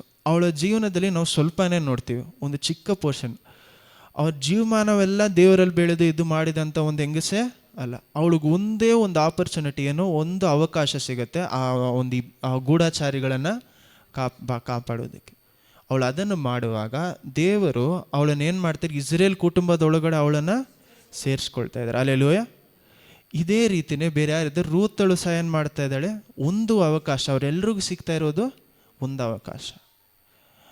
ಆ ಒಂದು ಅವಕಾಶಕ್ಕೋಸ್ಕರ ಅವರು ದೇವರಿಗೆ ಭಯಪಟ್ಟ ಕಾರಣದಿಂದ ಆ ಒಂದು ಅವಕಾಶವನ್ನು ಸರಿಯಾಗಿ ಉಪಯೋಗಿಸ್ಕೊಳ್ತಾರೆ. ಅವರೆಲ್ಲರೂ ಮನೇಲಿದ್ದಂಥ ಹೆಂಗಸರೇ, ಆಚೆ ಹೋಗಿ ಕೆಲಸ ಮಾಡಿದಂಥವರು ಅಲ್ಲ.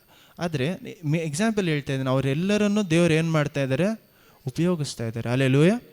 ಸೊ ಈ ಅಭಿಷೇಕ ಇಲ್ಲದೆ ಹೋದರೆ ನಿಮ್ಮಿಂದ ದೇವರಿಗೆ ಯಾವುದೇ ಉಪಯೋಗ ಇಲ್ಲ, ನಿಮ್ಮ ಜೀವನದಲ್ಲಿ ಗುರಿ ಇರಲ್ಲ. ಗುರಿ ಇಲ್ಲದೆ ಹೋದರೆ ನೀವು ರಕ್ಷಣೆಯನ್ನು ಯೂಸ್ ಮಾಡೋದಕ್ಕೆ ಸಾಧ್ಯ ಇಲ್ಲ, ಪವಿತ್ರಾತ್ಮದಲ್ಲಿ ಬೆಳೆಯೋದಕ್ಕೆ ಸಾಧ್ಯ. ಇವಾಗ ಒಂದು ಕುದುರೆಗೆ ಒಂದು ಕಡಿವಾಳ ಏನಕ್ಕೋಸ್ಕರ ಹಾಕ್ತಾರೆ? ಏನಾಗತ್ತೆ, ಅದು ಬಿಟ್ಬಿಟ್ರೆ ಏನಾಗುತ್ತೆ, ಎಲ್ಲ ಏನೇನು ಕಣ್ಣಿಗೆ ತಾರಿಸುತ್ತೋ ಎಲ್ಲ ಕಡೆ ಹೋಗುತ್ತೆ. ಅದನ್ನು ಕಡಿವಾಳ ಹಾಕಿ ನಾವು ಯೂಸ್ ಮಾಡೋದಕ್ಕೇನು, ಅದೇ ಅಭಿಷೇಕ. ಕಂಟ್ರೋಲಲ್ಲಿ ಇರೋದಲ್ಲ, ನಿಮ್ಗೆ ಯಾವ ಗುರಿ ಹೋಗ್ಬೇಕು, ಯಾವ ದೆಸೆಯಲ್ಲಿ ಹೋಗ್ಬೇಕು, ಅದು ತೋರಿಸೋದೇನು ನಿಮ್ಮ ಜೀವನದಲ್ಲಿ ಅಭಿಷೇಕ ಅನ್ನೋದು. ಅಲ್ಲೆಲೂಯ. ಸೌಲಿನ ಮೇಲೆ ಈ ಒಂದು ಅಭಿಷೇಕ ಹೋಗಿದ್ದ ತಕ್ಷಣ, ಅವನನ್ನು ಬಿಟ್ಟು ಹೋಗಿದ್ದ ತಕ್ಷಣ ಒಂದು ಅಶುದ್ಧ ಆತ್ಮ ಅವನ ಮೇಲೆ ಬರುತ್ತೆ. ಬಂದಿದ್ದ ತಕ್ಷಣ ನೆಕ್ಸ್ಟು ಟಾರ್ಗೆಟ್ ಯಾರಾಗ್ತಾನೆ, ಅಭಿಷೇಕ ಇರುವಂಥ ದಾವೀದನ ಅವನಿಗೇನಾಯಿತು, ಗುರಿ ಆಗಿಬಿಡ್ತಾನೆ. ತನ್ನ ಒಂದು ಪದವಿಯನ್ನು ಕಾಪಾಡ್ಕೊಬೇಕು ಅಂತಾನೆ ಅವನು ಹೋರಾಡೋಕ್ಕೆ ಪ್ರಾರಂಭಿಸ್ತಾನೆ. ದೇವರ ಅಭಿಷೇಕ ನಿಮ್ಮ ಮೇಲಿದ್ದರೆ ನಿಮ್ಮ ಪದವಿಯನ್ನು ನೀವು ಕಾಪಾಡೋದು ಬೇಡ, ದೇವರೇ ಪದವಿಯನ್ನು ಕಾಪಾಡ್ತಾರೆ. ಅಲ್ಲೆಲೂಯ. ಆದರೆ ನೀವೇನು ಇವಾಗ ಯಾವಾಗ ಅವನು ಏನು ಹೇಳ್ತಾರೆ, ನಾನು ರಾಜನಾಗಿದ್ದೀನಿ, ನನಗೆ ವಿರೋಧವಾಗಿ ಇವನು ಎದ್ದು ಬರ್ತಾ ಇದ್ದಾನೆ, ನಾನು ರಾಜ, ನಾನು ಅದು, ನಾನು ಇದು. ನಿಮ್ಮ ಪದವಿಯನ್ನು ನೀವೇ ಹೇಳ್ಕೊಂಬರ್, ನಾನು ಇದಾಗಿದ್ದೀನಿ, ನಾನು ಅದಾಗಿದ್ದೀನಿ, ನಾನು ಎಷ್ಟು ನಾನು ತಾಯಾಗಿದ್ದೀನಿ, ಮನೇಲಿ ಇಷ್ಟು ಕೆಲಸ. ನೀವು, ನಾನು ಎಕ್ಸಾಂಪಲ್ಗೆ ಹೇಳ್ತಾ ಇದ್ದೀನಿ, ಒಳ್ಳೆ ತಾಯಾಗಿದ್ದರೆ ಅವ್ರವ್ರಿಗೆ ಏನಾಗುತ್ತೆ ಎಷ್ಟೋ ಜನ ನೋಡುವುದಿಲ್ಲ, ಸರಿ ಒಳ್ಳೆ ತಾಯಾಗಿದ್ದರು ಅವರು, ಆದರೆ ದೇವರು ನಮ್ಮನ್ನು ನೋಡ್ತಾ ಇದ್ದಾರೆ. ಅಲ್ಲೆಲೂಯ. ದೇವರ ಕಣ್ಗಳಿಗೆ ಮರೆಯಾಗಿರುವಂಥ ವಿಷಯ ಯಾವುದೇ, ನಾವು ಅಳಿದು ಹೋಗುವಂಥ ಒಂದು ವಿಷಯಕ್ಕೋಸ್ಕರ ಈ ಜನರು ಹೇಳುವಂಥ ಅಯ್ಯೋ ನಮ್ಮನ್ನು ಒಳ್ಳೆ ಕೆಲಸ ಮಾಡಿದರೆ ಅಂತ ಅದಕ್ಕೋಸ್ಕರ ಹೋರಾಡಬಾರ್ದು.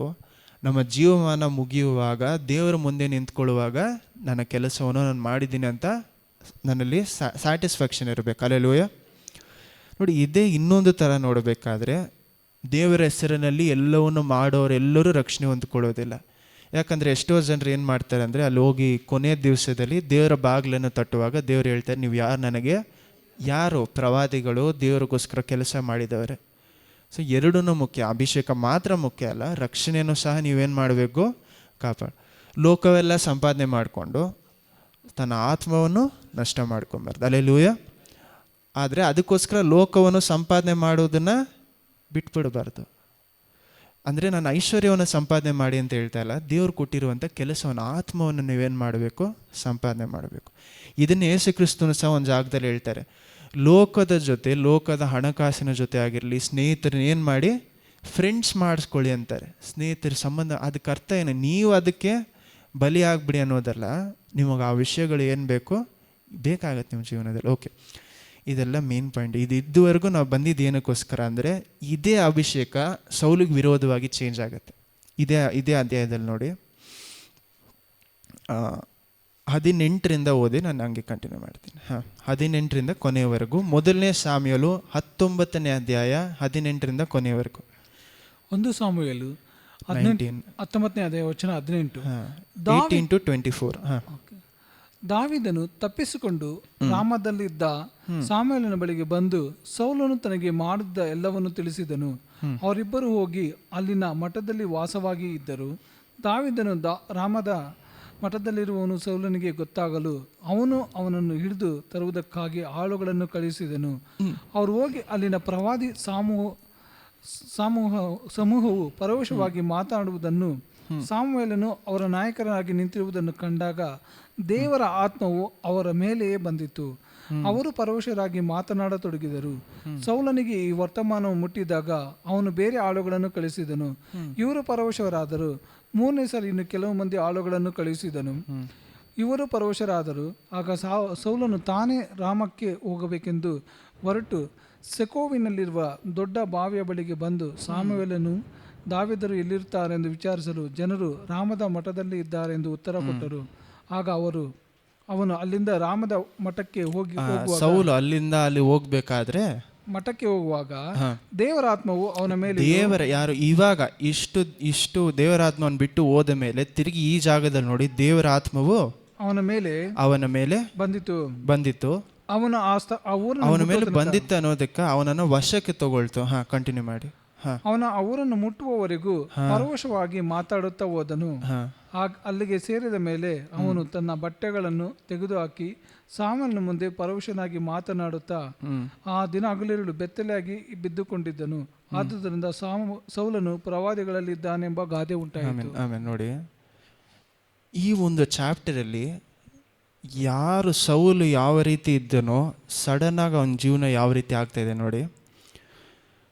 ಇದಕ್ಕೆ ಮುಂಚೆ ಏನಾಗುತ್ತೆ, ಇದುವರೆಗೂ ನೋಡಿದ್ವಿ, ದಾವೀದನನ್ನು ಕೊಲ್ಲಬೇಕು ಅಂತ ಸೌಲು ಪ್ರಯತ್ನ ಪಡ್ತಾನೆ. ಇವಾಗ 10ನೇ ವಾಕ್ಯದಲ್ಲಿ ನೋಡ್ತೀರಾ.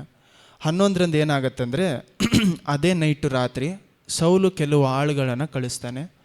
ಎಲ್ಲಿ ಕಳಿಸ್ತಾನೆ ಅಂದರೆ ದಾವೀದನ ಮನೆಗೆ ಕಳಿಸ್ತಾನೆ. ದಾವೀದನ ಮನೆಗೆ ಕಳಿಸಿ ಅವನನ್ನು ಕೊಲ್ಲುವುದಕ್ಕೆ ಇದು ಮಾಡಿ ಅಂತ ಕಳಿಸ್ತಾನೆ. ಅವಾಗ ದಾವೀದನೇ ಹೆಂಡತಿ ಅದರ ಮೀಕಾಲ್ ಅವಳೇನು ಮಾಡ್ತಾಳೆ ಅಂದರೆ, ನೋಡಿ ಈ ಥರ ನಿಮ್ಮನ್ನು ಕೊಲ್ಲುವುದಕ್ಕೆ ಬರ್ತಾ ಇದ್ದಾರೆ, ನೀವೇನು ಮಾಡಿ, ನೀವು ತಪ್ಪಿಸ್ಕೊಂಡು ಏನು ಮಾಡಿ ಓಡೋಗ್ಬಿಡಿ. ಮನೇಲಿರುವಂಥ ವಿಗ್ರಹಗಳನ್ನು ನಾನು ಏನು ಮಾಡ್ತೀನಿ, ನಿಮ್ಮ ಬೆಡ್ ಮೇಲೆ ಹಾಕಿ ಅದ ಮೇಲೆ ಕೂದಲು ಹಾಕಿಬಿಟ್ಬಿಡ್ತೀನಿ. ಸೊ ಆಚೆಗಡೆ ನಿಂತ್ಕೊಂಡು ನೋಡ್ತಾ ಇರುವಂಥವ್ರಿಗೆ ನೀವು ಮಲ್ಕೊಂಡಿದ್ದೀರಾ ಅಂತ ಯಾಕಂದರೆ ಅವ್ನು ಬೆಳಗ್ಗೆ ಕೊಲೆ ಮಾಡಿ ಅಂತ ಹೇಳಿರ್ತಾನೆ. ಸೊ ದಾವೀದನು ಓಡಿ ಎಲ್ಲಿಗೆ ಹೋಗ್ತಾನೆ ಅಂದರೆ ಸಾಮ್ಯಲ್ ಇದ್ದಂಥ ಊರಿಗೆ ಹೋಗ್ತಾನೆ. ನಾವೇ ತನ್ನುವಂಥ ಊರಿಗೆ ಅವನು ಏನು ಮಾಡ್ತಾನೆ ಅಂದರೆ ಓಡಿ ಹೋಗ್ತಾನೆ. ಸಾಮ್ಯಲ್ ಹೋಗಿ ಅವ್ರ ಜೊತೆ ಇರ್ತಾನೆ. ಸೊ ದಾವೀದ್ ಹೋಗಿ ಸಾಮ್ಯಲ್ ಜೊತೆ ಇರ್ತಾರೆ. ಓಕೆ. ಸೊ ಇವಾಗ ನೈಟೆಲ್ಲ ಇಲ್ಲಿರ್ತಾನೆ. ಈ ಜಾಗದಲ್ಲಿ ನಾವು ನೋಡಬೇಕಾಗಿರೋದೇನೆಂದರೆ, ಸೌಲಿನ ಮನೆಯಲ್ಲಿ ಇದ್ದಂಥ ಮೀಕಾಲ್ ಅನ್ನುವಂಥ ಸ್ವಂತ ಮಗಳೇ ಏನು ಇಟ್ಕೊಂಡಿದ್ದಾಳೆ ಮನೆಯೊಳಗಡೆ ಅಂದರೆ ವಿಗ್ರಹಗಳನ್ನ ಇಟ್ಕೊಂಡಿದ್ದಾಳೆ. ಮೀಕಾಲಿಗೆ ಮಕ್ಕಳೇ ಇಲ್ಲ. ಇದೇ ಮೀಕಾಲ್ ಏನು ಮಾಡ್ತಾಳೆ ಅಂದರೆ, ದಾವೀದನು ದೇವರಲ್ಲಿ ಸಂತೋಷವಾಗಿ ಕುಣಿದಾಡ್ತಾ ಇರಬೇಕಾದ್ರೆ ಪವಿತ್ರಾತ್ಮರು ಬಂದು ಅವನು ಏನು ಮಾಡ್ತಾನೆ, ಕುಣಿದಾಡ್ತಾ ಇರ್ತಾನೆ. ಇದನ್ನು ನೋಡಿ ಅವಳಿಗೆ ಒಂದು ರೀತಿಯಾಗಿ ಒಂಥರ ಅಸಹ್ಯವಾಗಿ ನೋಡ್ತಾಳೆ ಅದನ್ನು. ಇದೇ ಹೆಂಗಸು. ದೇವರು ಇವಳ ಮೂಲಕ ಮಕ್ಕಳೇ ಅವ್ರಿಗೇನು ಮಾಡಿರಲ್ಲ, ಕೊಟ್ಟಿರಲ್ಲ. ಅಲ್ಲೆಲ್ಲೂಯ.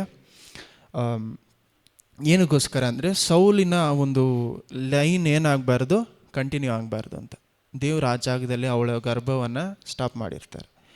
ಆದರೆ ನೆಕ್ಸ್ಟ್ ಈ ಜಾಗದಲ್ಲಿ ನೋಡಿ, ಸ್ವಂತ ಮನೆಯಲ್ಲಿ ದಾವೀದನು ದೇವರಿಗೆ ಇಷ್ಟು ಭಯಪಡುವಂಥ ಮನುಷ್ಯ, ಹೆಂಡತಿ ಏನು ಮಾಡ್ತಾ ಇದ್ದಾಳೆ ಅದೇ ಮನೆಯಲ್ಲಿ ವಿಗ್ರಹ.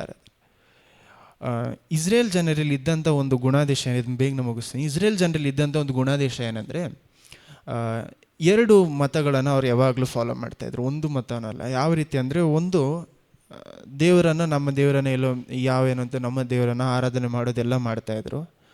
ಆದರೆ ಪರಂಪರೆಯಾಗಿ ಮನೇಲಿ ಏನು ಇಟ್ಕೊಳ್ತಾ ಇದ್ದೆ ಅಂದರೆ ವಿಗ್ರಹಗಳನ್ನ ಇಟ್ಕೊಳ್ತಾ ಇದ್ರು. ಏನಕ್ಕೋಸ್ಕರ ಅಂದರೆ ಫ್ಯೂಚರ್ನ ಹೇಳುವುದಕ್ಕೆ, ಅಥವಾ ಅವ್ರಿಗೆ ಲಕ್ ಬರಬೇಕು, ಒಳ್ಳೆಯ ವಿಷಯ ಆಗಬೇಕು ಅಂತ ಮನೇಲಿ ಇಟ್ಕೊಳ್ತಾ ಇದ್ರು. ಇದನ್ನು ಎಲ್ಲೋ ಒಂದು ಕಡೆ ಸೈಡಲ್ಲಿ ಇದು ಇರ್ತಾಯಿತ್ತು, ದೇವರನ್ನು ಆರಾಧನೆ ಮಾಡಿ. ಇದು ಇಸ್ರೇಲ್ ಜನರಲ್ಲಿ ಇದ್ದಂಥ ಒಂದು ಗುಣಾದೇಶ. ಓಕೆ. ಸೊ ಇದೇ ರೀತಿ ಮೀಕಾಲ್ ಈ ಒಂದು ಹೆಂಗಸು ಸಹ ಏನು ಮಾಡ್ತಾ ಇದ್ದಾಳೆ, ಅವಳು ಸಹ ಈ ರೀತಿ ಮನೆಯಲ್ಲಿ ವಿಗ್ರಹಗಳನ್ನು ಇಟ್ಕೊಂಡು, ಆ ವಿಗ್ರಹಗಳನ್ನ ಇಟ್ಕೊಂಡೇ ದಾವೀದನನ್ನು ಕಾಪಾಡ್ತಾ ಇದೆ. ಓಕೆ. ಸೊ ದಾವೀದನ ಅವನು ಓಡಿ ಹೋಗ್ತಾನೆ, ಇದೆಲ್ಲ ಆಗತ್ತೆ. ಸೊ ಬೆಳಗ್ಗೆ ಬಂದ ಆ ಒಂದು ಜನರು ನೋಡಿಬಿಟ್ಟು ಹೋಗಿ ಸೌಲ್ ಹತ್ರ ಹೇಳ್ತಾನೆ, ಇಲ್ಲ ಓಡೋಗ್ಬಿಟ್ಟಿದ್ದಾನೆ, ಈ ಥರ ಇಟ್ಟು ನಮ್ಮನ್ನು ಏಮಾರಿಸ್ಬಿಟ್ರು ಅಂತ ಹೇಳುವಾಗ, ಇಲ್ಲಿ ಇದ್ದಾನೋ ದಾವೀದು, ಇಲ್ಲಿ ಸಾಮ್ಯೇಲನ ಜೊತೆ ನಾವತನ ಅಂತ ಊರು. ಆ ಊರು ಏನಕ್ಕೆ ಮುಖ್ಯ ಅಂದರೆ, 20ನೇ ವಾಕ್ಯ ಓದಿ. ಸೌಲನಿಗೆ, ದಾವೀದನು ರಾಮದ ಮಠದಲ್ಲಿರುವ ಸೌಲನಿಗೆ ಗೊತ್ತಾಗಲು ಅವನನ್ನು ಹಿಡಿದು ತರುವುದಕ್ಕಾಗಿ ಆಳುಗಳನ್ನು ಕಳುಹಿಸಿದನು. ಅವರು ಹೋಗಿ ಅಲ್ಲಿನ ಪ್ರವಾದಿ ಸಮೂಹವು ಪರವಶವಾಗಿ ಮಾತನಾಡುವುದನ್ನು ಸಾಮುವೇಲನು ಅವರ ನಾಯಕನಾಗಿ ನಿಂತಿರುವುದನ್ನು, ಸಾಮ್ಯೇಲ್ ಅವ್ರ ಲೀಡರ್. ಆ ಒಂದು ಊರಲ್ಲಿ ಏನಂದರೆ, ನಾವತ್ ಅನ್ನೋಂಥ ಊರಲ್ಲೇ ಸಾಮ್ಯೇಲನ್ನು ಮೇಯ್ನಾಗಿ ಇದ್ದಂಥ ಒಂದು ಊರು.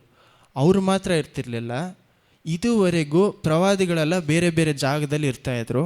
ಸಾಮ್ಯೇಲನು ಬಂದ ಮೇಲೆ ಎಲ್ಲರೂ ಒಂದು ಜಾಗದಲ್ಲಿ ಕೂಡೋದಕ್ಕೆ ಪ್ರಾರಂಭಿಸಿದ್ರು. ಸಾಮ್ಯೇಲ್ ಅವ್ರಿಗೆಲ್ಲರಿಗೂ ಏನಾಗಿದ್ರು ಅಂದರೆ ಲೀಡರ್, ಅವರು ಮೇಯ್ನಾಗಿದ್ದರು. ಅವರ ಕೆಳಗಡೆ ಇವರೆಲ್ಲ ಏನು ಪ್ರವಾದಿಗಳಾಗಿ ಟ್ರೈನಿಂಗ್, ಏನೋ ಅವರು ಕಲಿಯೋದಾಗಿರಲಿ ಎಲ್ಲ ಇವರ ಕೆಳಗಡೆ ಇದ್ದಂಥ ಮನುಷ್ಯರು. ಓಕೆ. ಇವರೆಲ್ಲರೂ ಏನು ಮಾಡ್ತಾಯಿದ್ದಾರೆ ಅಂದರೆ ಭರವಸೆಯಾಗಿ ಅವರು ಮಾತಾಡಿ ಆಡ್ತಾ ಇದ್ದಾರಂತೆ. ನೋಡಿ 20ರಲ್ಲಿ ಹೇಳ್ತಾರೆ ನೋಡಿ, ಆ ವಾಕ್ಯವನ್ನು ಬರೀ 2 ಸೆಂಟೆನ್ಸಸ್ ಮಾತ್ರ ಓದಿ. ಆಗ ಸೌಲನು ತಾನೇ ರಾಮಕ್ಕೆ ಹೋಗಬೇಕೆಂದು ಹೊರಟು, ಅಲ್ಲಲ್ಲ 20 ಇವಾಗ ಓದಿದ್ರಲ್ಲ, ಅವರೆಲ್ಲ ಮಾತಾಡ್ತಾ ಇರ್ತಾರೆ. ಅವರು ಹೋಗಿ ಅಲ್ಲಿನ ಪ್ರವಾದಿ ಸಮೂಹವು ಪರವಶವಾಗಿ ಮಾತನಾಡುವುದನ್ನು ನೋಡ್ತಾರೆ. ಅಲ್ಲೆಲ್ಲೂಯ. ಪರವಶವಾಗಿ ಮಾತನಾಡುವುದಂದ್ರೆ ಅವರ ಮೇಲೆ ಒಂದು ದೇವರ ಆತ್ಮ ಬಂದು ಅವರನ್ನು ಮರೆತು ಮಾತನಾಡುವುದು. ಇವಾಗ ನಾವು ಮಾತನಾಡುವಂಥ ರೀತಿಯಲ್ಲಿ ಪವಿತ್ರ ಆತ್ಮರು ಹಳೆಯ ಒಡಂಬಡಿಕೆಯಲ್ಲಿ ಇರಲ್ಲ. ಹಳೆಯ ಒಡಂಬಡಿಕೆಯಲ್ಲಿ ಅವರನ್ನು ಮೀರಿ ಒಂದು ಏನು ಮಾಡ್ತಾಯಿದ್ರು, ಮಾತಾಡ್ತಾಯಿದ್ರು. ಸೊ ಅವ್ರ ಮೇಲೆ ಅವ್ರಿಗೆ ಕಂಟ್ರೋಲ್ ಇರ್ತಾ ಇರಲಿಲ್ಲ. ಯಾವ ರೀತಿ ಅಂದರೆ, ಅವ್ರು ಇರ್ತಾ ಇದ್ರು, ಅವ್ರ ಮೇಲೆ ಒಂದು ಬಟ್ಟೆ ಹಾಕಿದ ರೀತಿಯಲ್ಲಿ, ಅವ್ರ ಒಳಗಡೆ ಪವಿತ್ರಾತ್ಮರು ಇರ್ತಾ ಇರಲಿಲ್ಲ. ಹಳೆಯ ಒಡಂಬಡಿಕೆಯಲ್ಲಿ ಈ ರೀತಿ ಇತ್ತು. ಓಕೆ. ಸೊ ಈ ಜಾಗದಲ್ಲಿ 3 ಸೆಟ್ ಕಳಿಸ್ತಾರೆ ಕೊಲೆ ಮಾಡೋದಕ್ಕೋಸ್ಕರ. 3 ಜನರು ಏನು ಮಾಡ್ತಾರೆ ಅಂದರೆ ಹತ್ರ ಹೋಗ್ತಾರೆ.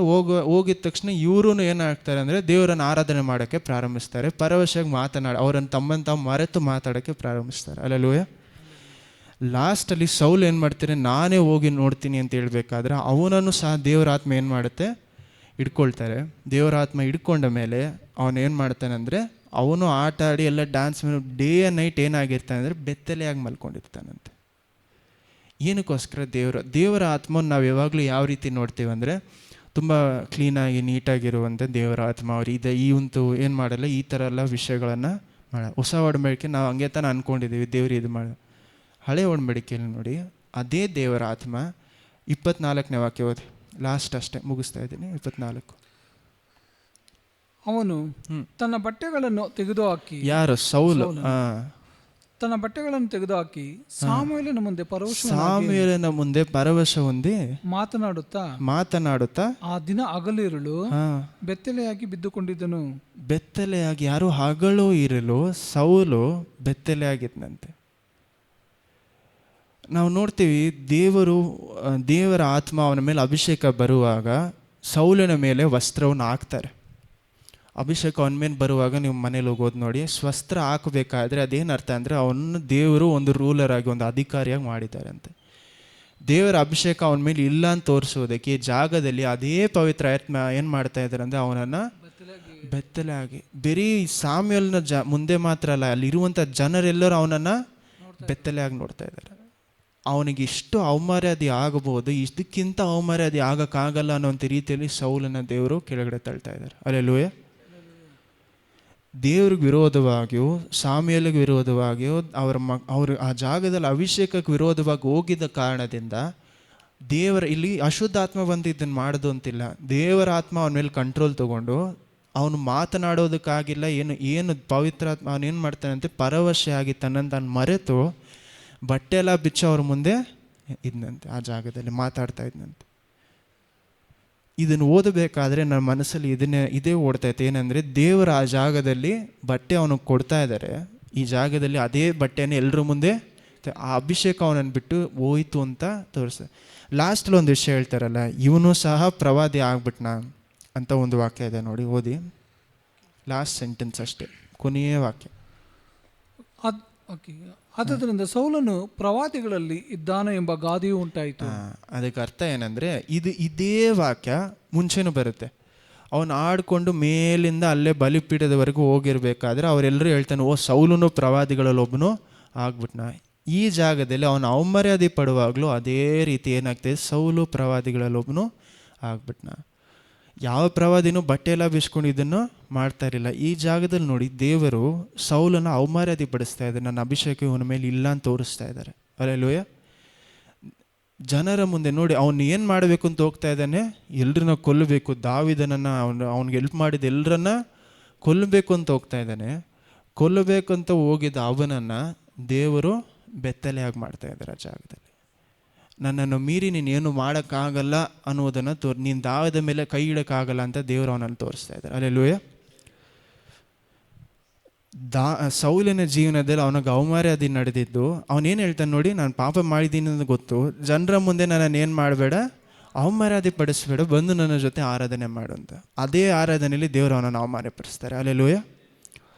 ಓಕೆ, ಇದಾದ ಮೇಲೇ ನೀವು ಮನೇಲಿ ಹೋಗಿ ಓದ್ಕೊಳ್ಳಿ. 22ನೇ ಅಧ್ಯಾಯದಲ್ಲಿ 85 ಪ್ರೀಸ್ಟ್ನ ದೇವರ ಒಂದು ಏನು ಹೇಳ್ತೀರಾ, ಪ್ರೀಸ್ಟ್ಗೆ ಏನು ಹೇಳ್ತೀರಾ, ಪ್ರವಾದಿಗಳಲ್ಲ, ದೇವರಿಗೆ ಲೇವಿಯರಾಗಿ ಕೆಲಸ ಮಾಡುವಂಥ ಜನರನ್ನು 22 ಯಾಜಕರನ್ನು ಆ ಜಾಗದಲ್ಲಿ ಅವನು ಕೊಲೆ ಮಾಡ್ತಾನೆ. ಇವಾಗ ಅರ್ಥ ಆಗುತ್ತೆ ಅವ್ನು ಯಾಕೆ 85 ಪೀಪಲ್ನ ಯಾಕೆ ಕೊಲೆ ಮಾಡ್ದೆ ಅಂತ ಇವಾಗ ನಮ್ಗೆ ಗೊತ್ತಾಗುತ್ತೆ.